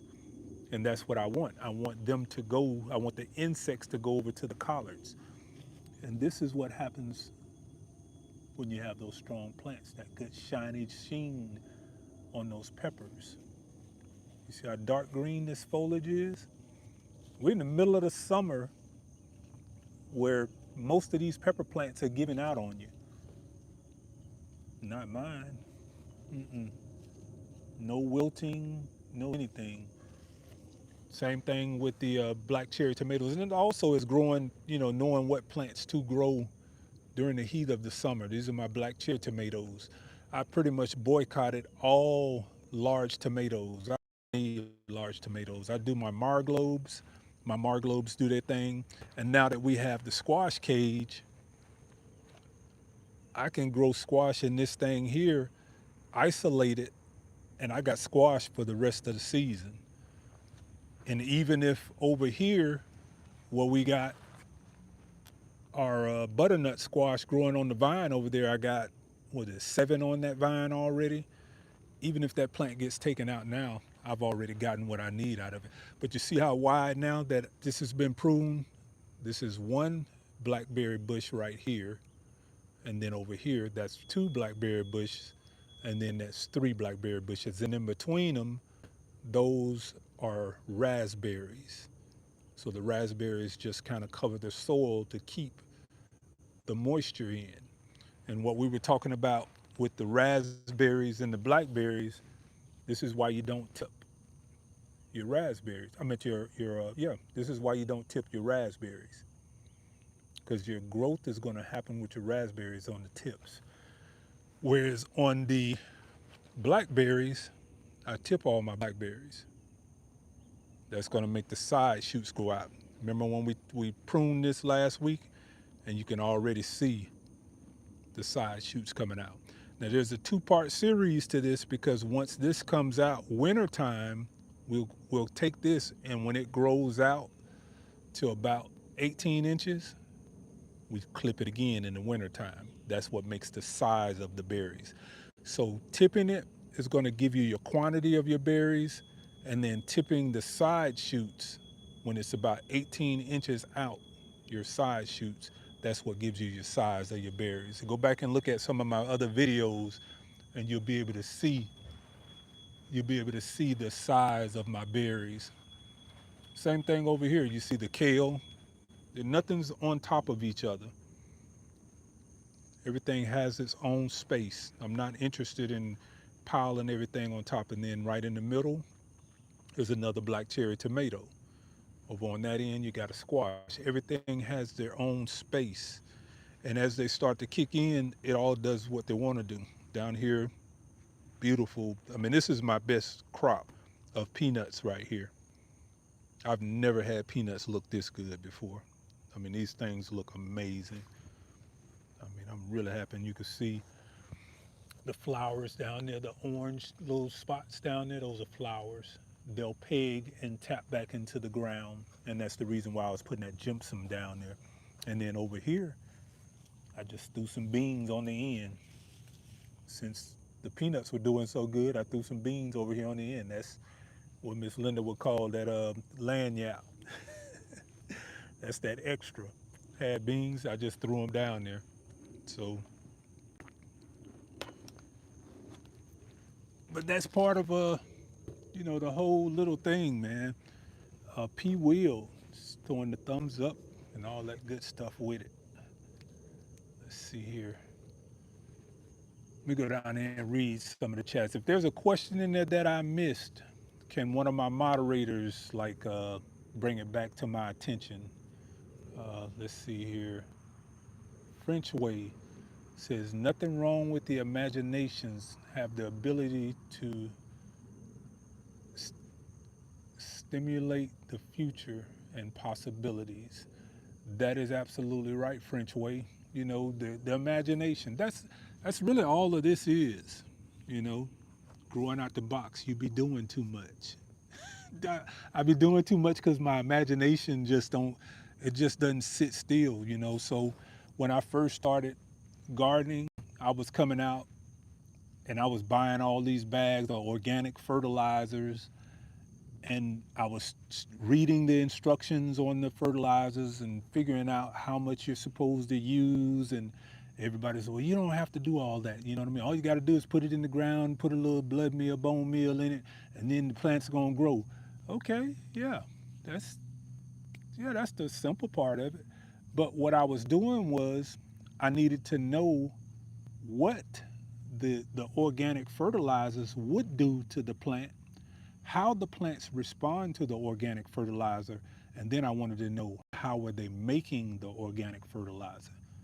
So that's how I started doing my FPJs, and that kind of spiraled off into a whole nother thing, because once you understand what the manufacturers are using to make the organic fertilizers, a lot of that stuff is right there on the bag. And then you start asking the questions, well, where can I find that locally? How can I cut off that carbon footprint and create some of these things in my own backyard. There is comfrey, there is my nitrogen, and there is my phosphorus. I'm sorry, my nitrogen and my potassium. That is the comfrey. I got alfalfa right there. Alfalfa, everybody now is all of a sudden putting alfalfa in their garden. Okay, now I go into Pike's Nursery, and Pike's Nursery has alfalfa in the bag now, selling you a, I think it's a 16-ounce bag for $24. 16-ounce bag of alfalfa for $24. You can go right up to Tractor Supply and get a 40-pound bag for $26. Alfalfa. The key to alfalfa is not the NPK. It is the tricontinol that's in the alfalfa. That's a growth stimulant. That is the key to alfalfa. So once I discovered that, it was okay. How can I grow it? How can I close the loop? How can I make this a part of my ecosystem so if the lights get cut off tomorrow, my garden does not change? That's what growing out the box is. That's what doing too much does. Yeah, 40-pound bag. That's right. Uh, How Gal says, I have a 40-pound bag of organic alfalfa seeds. Okay, yeah, you did tell me you had the alfalfa seeds. Plant them. Yes, plant the alfalfa seeds. There's my alfalfa patch right here. It's 3 by 20. The bed is 3 foot by 20. I've already harvested twice out of it. They said you could probably get one harvest out of it this season. I've harvested twice out of my alfalfa already. And the beautiful part about it is instead of using, like I was telling you, the weed steeps that you see everybody doing with the alfalfas and the comfreys and the Mexican sunflower, I make FPJs out of it. I got a, what is it, I think it's a 12-ounce jar of alfalfa FPJ. That'll last me for 2, 3 years. And I still have a whole bed of alfalfa. It's the FPJs that's making the difference, that foliar feeds, and then you also can do root drenches with it. It's a biostimulant. That's what it is. It's not just fertilizer. It's a biostimulant. Um, Talon says I make a tea of it. You make a tea with the alfalfa. Yeah, I mean that's cool, but not until you start doing the FPJs do you really see the difference in what you're giving away. You're giving away, like over here with um, my comfrey, right? You can look at my comfrey. Matter of fact, take you over here and show it to you because I can't show you any better than I can't tell you any better than I can show you. Does it look like my comfrey has been harvested? This plant's living its best life. Got little pop-ups right there. It's comfrey. This whole bed is dedicated to comfrey. Now, what I see is people will come over and they'll literally strip their plant down, take all the leaves out of it, steep them in a tea, and then that tea is gone. Stinks like crap. I mean, it really stinks. That's anaerobic digestion, which is fine and it will work, but you also run the gamut of having E. coli and salmonella in your food supply. That's a fact. It's not a hypothetical, that is a fact. When you're doing those weed steeps like that anaerobic digestion, where you got those stinky teas, that is anaerobic digestion. And it is at a pH to where salmonella and E. coli can survive. This is why I stopped doing that. This is why you don't see me sharing that information anymore. Because there is a way that you can use it, but if you do it with the FPJs, you eliminate that and you get a better, more potent extract from just a few leaves. I could take 4 or 5, and you want the tips. When you do the FPJs, because you notice you don't see tips on none of these plants. All the tips are gone. You got that one right there growing the tip. See the tip coming up on it right there? That's the only one you see with a tip on it. All the other ones, the tips are gone. Because I use the tips. That's where all the growth hormones are in the tips. The leaves are good, but it's the tips that you want. So I take all the tips out. And what does that do? That makes more tips because it just keeps spreading. The plant itself keeps putting off side shoots that gives me more tips. So the plant's living its best life and I'm getting my best fertilizer from it or my best biological stimulants, I should say. So that's the result. Again, growing out the box, you be doing too much. That's what that comes from. That comes from, yeah, I hear you when you say that's how you should do it, but I also do my research. And again, the stinky teas, anaerobic digestion is what it is. And how does that work? It's rotting. That's really what it is. It's rotting, and that is not good. Now you can use it, and the reason why it works is not because of the tea itself. Soon as you extract those the liquid from your weed tea, all of those anaerobic bacteria that are thriving in there. Because if you put that stuff under a microscope, you'll see all kind uh, of what is it? Flagellates and I mean just the worst kind of things that you want in your tea. I have a microscope for those who probably wondering how I probably discover a lot of this stuff because I have a microscope. And then with the information that's available now, you can go to any of the uh, university uh, extensions, and then you can pretty much put in your information and it'll show you what type of bacteria you're looking for, what type of fungi you're looking for in these particular teas, and then it'll show you the picture of it. And that is where I get my information from. I learn how to analyze what's in my tea based upon that information that I collect.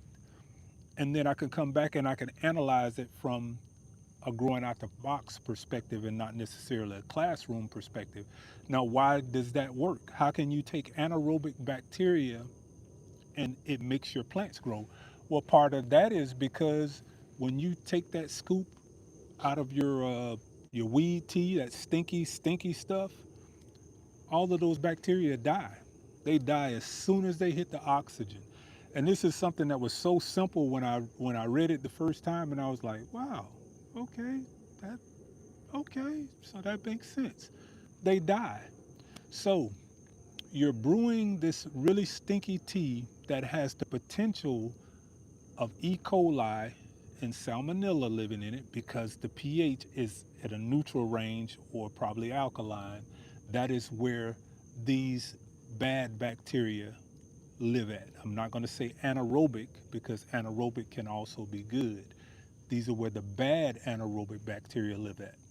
So why would I want to chance that when I could just take a little brown sugar, mix it in there with it, it'll drop the pH, the lactic acid bacteria comes in, it cleans that up, and now that salmonella and E. coli can't live in it, can't survive in a pH of a 4.5 or lower.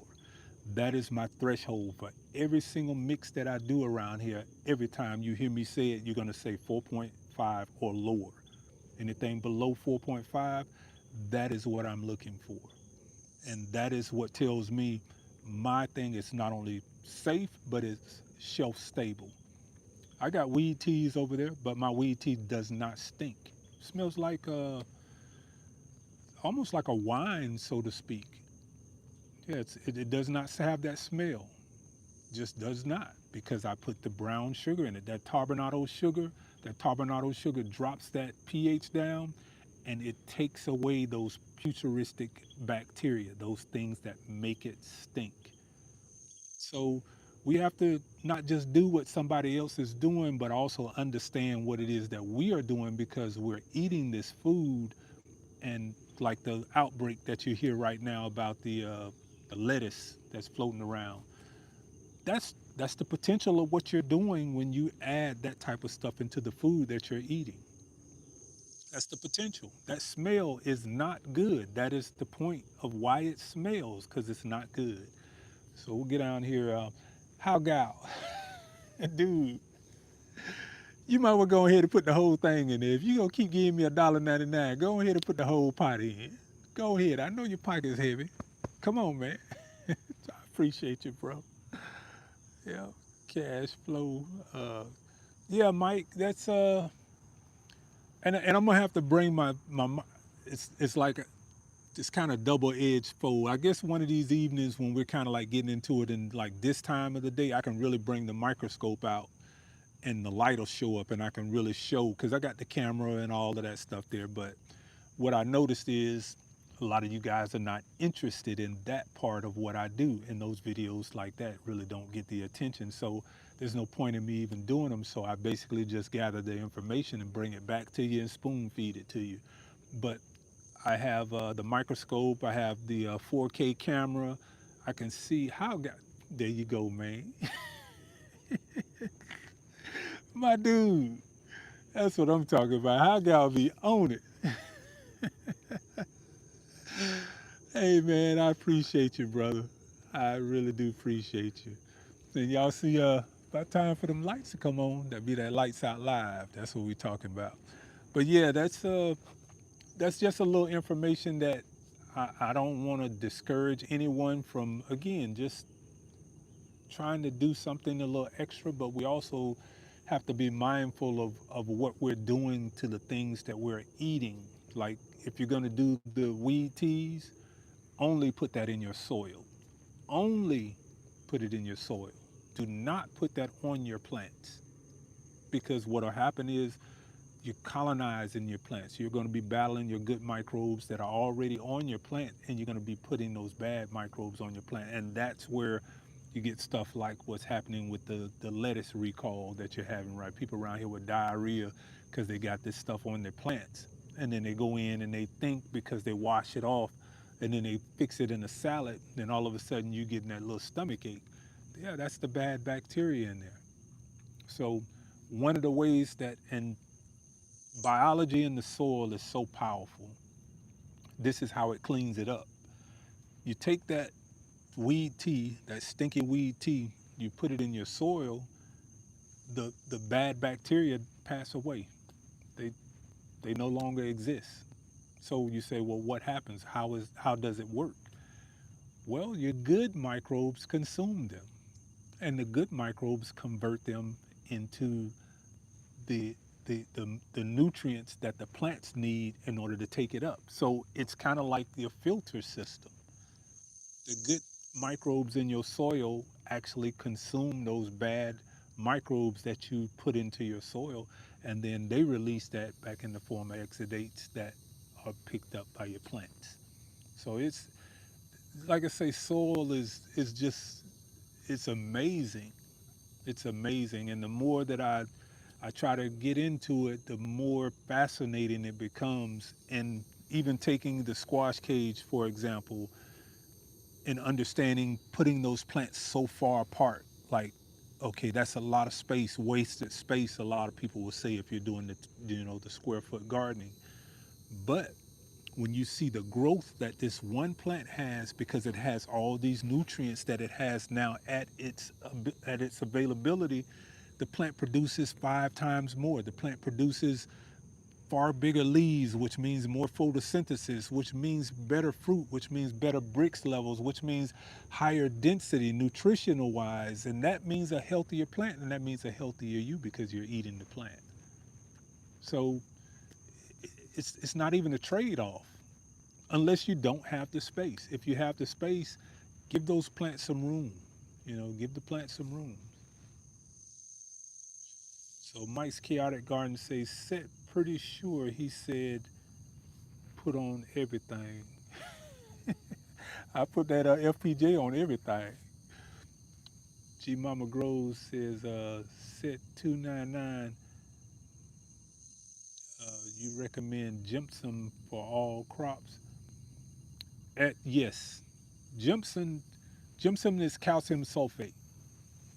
That's all it is. Gypsum is calcium sulfate. We because we're down here in Georgia, we have that Georgia clay.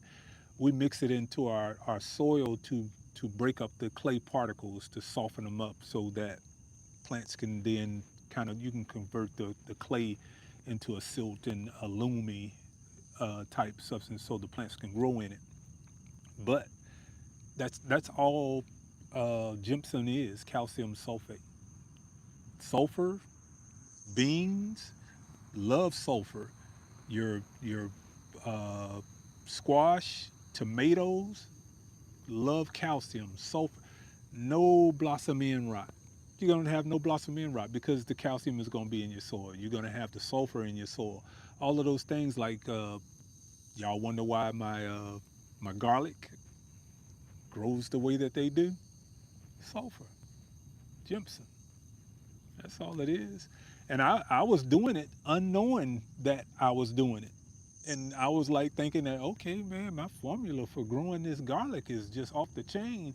But it was really something that I didn't even know I was doing until I started doing the research on what the gypsum is. And it's the sulfur that's in the gypsum that's making those garlic bulbs grow like that. So yeah, gypsum. How long did you brew the FPJ before using it? FPJ usually takes about 7 days. That's the beautiful part about it. 7 days, and when you'll go in, you'll see. And a matter of fact, I have some in there. So the next time that we go live, I'm gonna bring the jar out, and you'll be able to see uh, what my Mexican sunflower looks like when it's fermented. But basically, you'll have like the leaves on the top portion of it, and then the bottom half of the thing, it'll look like a syrup all around the bottom half.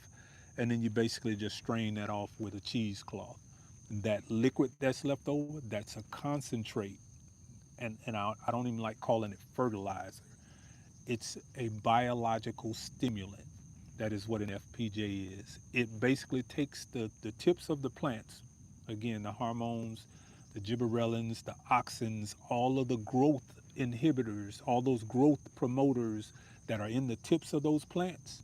You're literally introducing those to your other plants. That's why those squash are that color. Y'all remember when I first started showing you the squash cage and the light color that they was before they started coming up, and I started hitting them with that FPJ and that color starts darkening up all the leaves. I mean, I can't make it up. I'm in the middle of the summer and I'm showing you guys on live film just how dark the plants are. Like even here, it's starting to, the light is starting to drop on us right now. Now this one wasn't treated with the gypsum, but it has been hit with that FPJ. This is squash plant. This is a yellow squash. And look how dark these leaves are. This is a yellow squash. How dark those leaves are. And with all the rain that we've been getting, what you don't see, powdery mildew. You don't see powdery mildew. This is not, you know what I mean? It's like, yeah, I edit my videos. I love editing my videos, but I edit my videos because I can, not because I have to. So I could show you, like, this is where you want to look when you start looking at for your powdery mildew. This is where you want to look, because when you see it on the top of the plant, that means it's already in there. Look under the leaves. So what I'll do is, if I do see any powdery mildew starting under there, I'll take a soft paintbrush, like a regular paintbrush, like you do with house paint. I'll take a soft paintbrush, a little, maybe a tablespoon of 3% peroxide, and I'll come out here and I'll literally remove it. I mean, that's how easy it is. You can remove powdery mildew. A lot of people ask me, like, what do you do when you already have it? Remove it. But the whole thing is, and again, just coming over here, showing you the pepper plants. These are pepper plants in the middle of the summer. Little insect pressure on them, but they come in, gnaw on them, and then they go about their business. Look how dark those leaves are. That's the FPJs doing that. So what happens is you don't need to utilize everything in your soil. Your plant is going to be able to take it up, and that means the microbes get a chance to build themselves. These all, like I said, this there's no 5 or 6 plants all back to back. Each one of these plants have their own corner. And you say, well, where the fruit? There they are. They're up in there. Yeah, Hey, the fruit are there. Fruit are there. And you create microclimates. You see that? The fruit are there. And it's dark, rich colors, and that triggers over to your bricks levels. All of that triggers over into your bricks levels. And when you start talking about getting your bricks into depending on what plant it is, you know, you want those bricks levels 8 or higher. When I was doing my blueberries, I think I got a 16 on the blueberries in the pots. And I wasn't even trying, but I do have a threshold that I try to look for whenever I'm doing it. So let's see what the chat is saying here. What is this?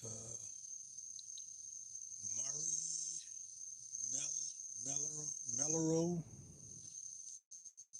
says, hi Melissa here, new sub. Got ice cream, blue java, dwarf king banana tree, propagated, and a Brightwell blueberry with all the potting mix that you use. We're so excited. We're doing we're doing too much in Texas 8B. Keep doing too much. That's what I'm talking about. And see, doing too much, right? Somebody messaged me. I posted the T-shirt because I got the T-shirts now in the shop. Doing too much. U is a finger pointing the B. Do in. Then the two is upside down, and then much with a smiley face. And what does that represent? Somebody messaged me today, and they said, "I don't like that shirt. I don't like that. Like, is that supposed to be a gardening shirt?" And I simply replied back with, "You would have to know in order to understand. If you don't know what it is, then you won't understand it." And that is an inside for our community. That is an inside for our community. Even when I showed it to my wife was like, I don't get it. But it is an inside. You have to know in order to know. And that is what that shirt represents. That shirt represents everybody that comes into the lives and they understand when somebody in here says, growing out the box, you be doing too much. From the person listening from the outside and don't understand what that means, they're going to thinking that you're disrespecting me. But initially, that's how that started off. Growing out the box, you be doing too much. Yeah, that was very disrespectful. That was people who were saying, hey man, you ain't got to do all that to just grow a plant. Just put it in the dirt. How many times have you heard that? Just put it in the dirt. Put some dirt on it and keep it moving. That's why that tree back there that I put in last year is now 12 feet tall because I didn't just put it in the dirt. I put my little fillers in. I mixed a little compost in with it because they like it to be a little slightly acidic. I put a little what was the fertilizer I used? Citrus tone. Mixed a little citrus tone in it. And then I went a little extra, doing too much. I put some oatmeal, powdered up some oatmeal, sprinkled it all around the top, moistened that in, and then I put all of the cypress mulch back on top of it. That oatmeal is food for the mycelium.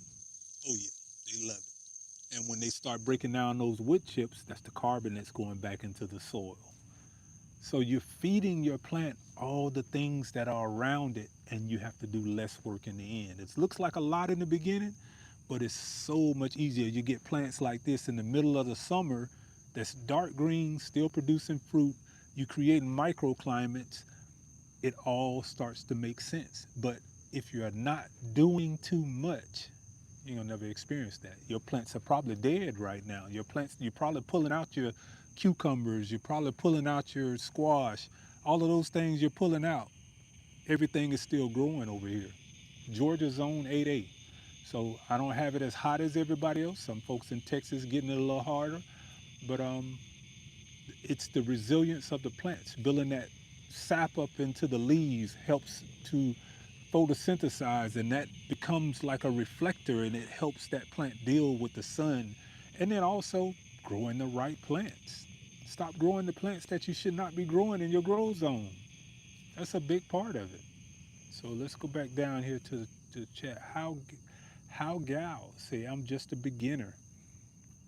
Um, we all are beginners. I've only been growing. I've had my. I'm not even gonna say the garden. 2020, we started planting a few little things back here. My wife and my son put the first two beds out here. But maybe 2022 is when I said, okay, I think I want to go ahead and commit to doing the garden thing.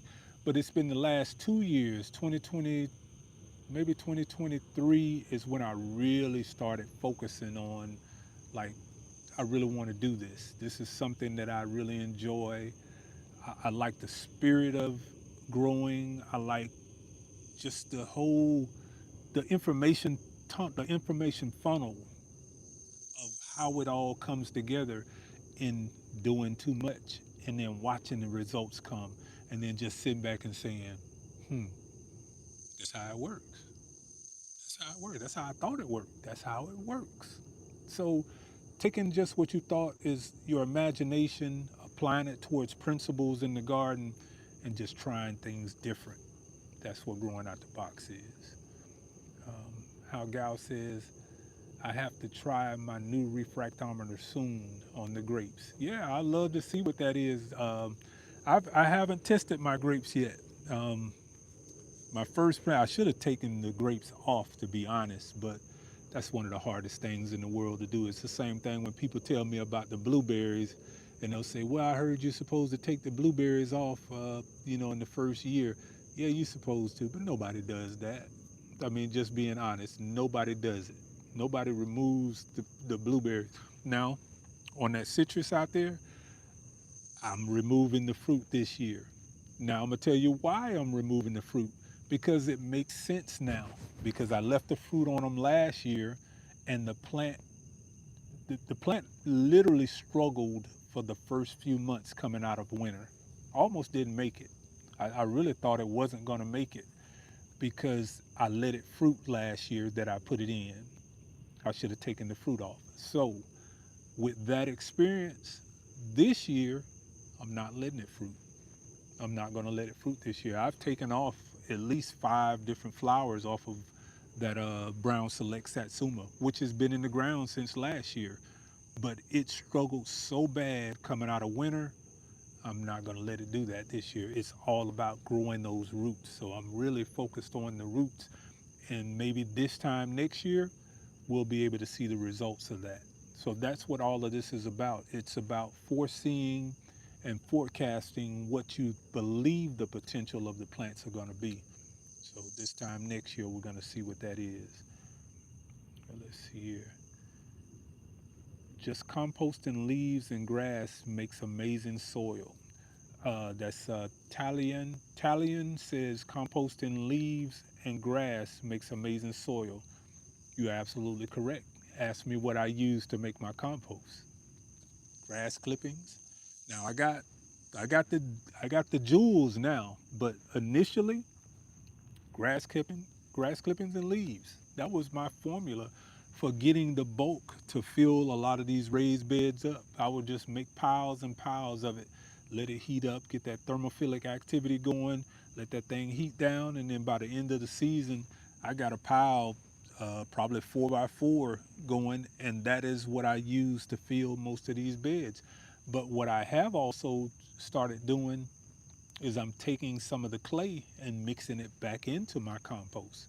So that same thing that we're saying we don't want to have a part of, the minerals that's in that clay, they can be used in that compost as well. So I'm mixing it back in now. After all this time I'm trying to take it out, now I'm trying to put the clay back into my compost because there's a lot of elements in there that you're just not going to get from compost. So you got to have those natural elements in there as well. I see Growing What I Eat just popped into the building. Thank you, man. Appreciate you for coming in. Let's see here. Let's see.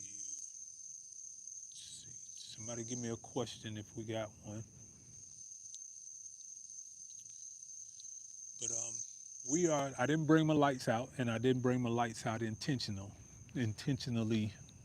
We got the little swingers here, so lights out live. That is what we're talking about. Uh, what is this? Do not says, what's the name of the plant that you use for pectin? That is, he says, what's the name of the plant that I use for pectin? That is the Pansaris trifoliate. That's a bitter, what some people call it a bitter lemon, but it's actually a bitter orange. And that is the root stock for most of your citrus that you're growing right now. That's the Pansaris trifoliate. The pith on that, you want to take all the rind off, but you want the pith on it. That is where you're going to get your pectin from. The sugar is going to come from uh, the uh, the yellowneck squash. The yellowneck squash. The yellowneck fig. The yellow long neck fig is a super sweet, like a berry squash. I keep saying squash. It's a very sweet fig, and that is where the sugars are going to come from in the jam. Now, it's not what I call a jelly or a jam, but it is a very good spread, and it'll last for a couple of months in the refrigerator. So what I'm trying to do is, like I said, after I learn how to make the jam, I'm a peanut butter and jelly guy. So hence my peanuts. You wonder why am I growing peanuts? I've been a peanut butter jelly guy my entire life. And then as I look back on it, I'm looking at all the sugar that goes into making jelly and jam. Wow. When you don't know, you don't know. Now I know. So I'm looking for natural resources to replace that. No, it's not going to be that thick and the gelatin like pectin that you're going to have, but you're not going to have all the side effects that comes along with it. It's a trade-off. You're going to have a trade-off. The things that we eat now are not the things that we used to eat then. Some things I really don't have a favor for, like okra. I've learned to like okra. I've learned to like eggplant. I've learned to like beets. I've learned to like radish. I've learned to like a whole lot of things that I would have never eaten in a million years. I've learned to like those things because they are the best things for us to eat. So let's see here. Do not telling you homegrown peanuts. Yeah, not just peanuts. Now, I I'll tell you, growing out the box, you be doing too much. You be doing too much. Peanuts, peanut meal. Anybody just look up what peanut meal is. Just look up what peanut meal is. Then you'll understand what the peanuts is. It's like you can eat it and you can use it to fertilize your garden. So the peanuts, as they come out, I'll harvest the peanuts. I'll send them through my heat press. I'll drain the oils out. So now I have peanut oil. The discards that come out of that, they call it ground nut cake. Ground nut cake, I'll take that, grind that down in my grinder, and now it's a peanut meal. That's a 722 NPK, peanut meal. So you got oil, you don't have to buy oil anymore. You got peanut butter if you want to use peanut butter. You got the peanuts itself if you want to roast peanuts. You got your fertilizer that now goes into feeding your brassicas, a heavy nitrogen fertilizer, peanut meal 722. That's why I grow the peanuts. Yeah. How Gal says, getting hungry, but never eggplant. Oh, eggplant is delicious. Love eggplant. G Mama says her son is a peanut butter guy. Yeah, I mean, I was raised on peanut butter and jelly, and then I had to have my sandwich. Not, you couldn't give me a whole square sandwich like that. You had to cut it in half. It had to be cut in half.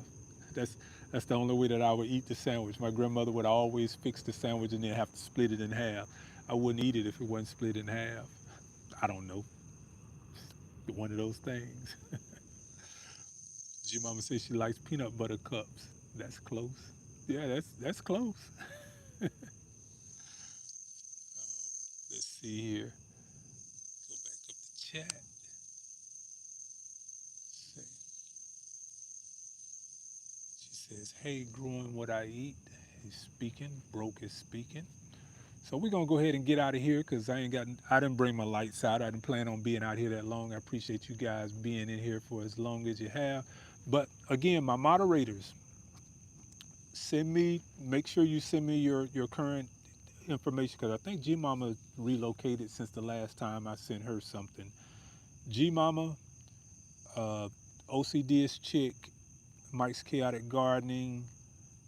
How gal, you said you good. You don't have the space right now. That's cool. Um, Email me, and we're gonna be sending you guys those Veinte Cohol banana plants. They're nice size now. They not no they about as large as the ones that I have. So they're I want to say 18 to 24 inches tall. So uh, you might be able to get some fruit off of them this year. But if you keep those, take them through the winter, take them inside, clean them up, keep them warm for the wintertime, I guarantee you'll be able to get fruit off of them next year. Yep. So I may split mine up and put one or two of them in the ground and then keep the other one to the side just to kind of be safe about it. But Veinte Coho, Veinte Coho bananas, we now have them on growingoutthebox.com. So on that note, uh, excited to have one. Yeah, Nikki, I know you're gonna make it work up there. I know Nikki's gonna make it work. Yeah, it's a beautiful plant. It's manageable. Uh, like I said, mine, the largest one that I had last year, got up to about 4.5, maybe 5 feet. So it's a very manageable plant. They give off these little stubby bananas, and they are very sweet. What I've been feeding this one now is my Mexican sunflower, but also you could use what is it? Potassium sulfate of potassium sulfate. Not not myriad of potash, but potassium sulfate. That's something that you can use on it because it's soluble in water. So you can take like a teaspoon of potassium sulfate, mix it into a 1 gallon container of dechloramine water, and I like using that ascorbic acid to break that bond, as I always say. And then you water that in, do a root drench with it. Yep, Veinte Coho Banana in the Growing Out the Box shop. Yep, just put it in today. Well, yesterday we added it in. So I'm sure they're going to sell out fast because if you look across the internet, there's really not a lot of people that has the Veinte Coho. And it is a jewel. If you are a banana collector, this is one that you want. If you're in one of these maybe not a long grow season climates, the Vente Coho could be the answer for you. Because right here in Georgia, yes, even like I said, showing my dwarf Orinoco with the flower on it, I am so excited. I am really so excited about it. So Mike's Chaotic Gardener says, great live. I appreciate you, Mike. How Gal says, VC is rare. Yeah, Vente Cohos are rare. They really are. So, but this is what we're doing. We're sharing with the community. This is how we treating our moderators. I want all of my moderators to have a bit of what this growing out the box brand is becoming, something that you guys can take along with you. And later on down the road, I already know everybody's gonna make this thing really work. G Mama, Nikki, the OCD is chick, Mike's Chaotic Gardening. I already know Flojo, uh, Cash Flow, all of y'all are gonna make this thing happen, and we're gonna all be sitting up there chewing on some bananas right here in the chat, and all we're gonna be talking about that Venti Coho. So, uh, Talian says always learning, and then she puts the heart up. So we're gonna say some goodbyes to some of the folks digging in the dirt with Tamika, ordering one right now. Tamika says she's ordering one right now. Uh, any coupons? Yeah, the coupon is when you check out. That's that coupon. Yeah. The Venti Coho is a rare banana. So no, I'm not doing coupons on them because the price that I got them for, it's a pretty good price for a mature banana plant. Like I said, they are 18 to 24 inches tall. They're pretty good. If you go back and watch the live, if you're just now joining, you want to go back and watch the live, you'll see my Veinte Cohols in the pots over there. Uh, the plants that we're going to be sending out are actually a little larger than those. So I got four pups in that planter already for my Veinte Coho. OCD says appreciate your time and knowledge. Hey man, it's a symbiotic relationship. I love using that word. Symbiotic relationship. You and me. That's how we grow together. Symbiotic relationship. So I just Sandra Jones says she just planted a dwarf Cavendish banana tree. Actually, it's not a tree. It's an herb. And if you want to say it right, it's a herb. It's the largest herb in the world. That was one of the things that fascinated me the first time when I started doing my dwarf Orinoco's, and I was doing a little research on it, and I was like, a herb? Oh wow, I didn't know that. Yeah, the banana plant is the largest herb on Earth. Imagine that, the largest herb on Earth. Yep. So Dave Busby, what's going on, man? You late? Good stuff, homie. I appreciate you for coming in, checking in from Cali. Uh, yeah. How Gal says correct, not trees. Yep. I hear so many people say trees. I always find that fascinating because yeah, it's the largest herb on earth is the banana. Miss Penny, what's going on? She says, uh, was your website yesterday? Very nice. Okay, she says she was on the website yesterday. Very nice. Thank you. Great fun fact. Who knew? Yeah, I didn't. I mean, that's that symbiotic relationship. When you guys ask me questions, I go digging for stuff and then I find those jewels and I be like, oh, wow, now I know what to make a video about. So I get the information from the questions that you guys ask.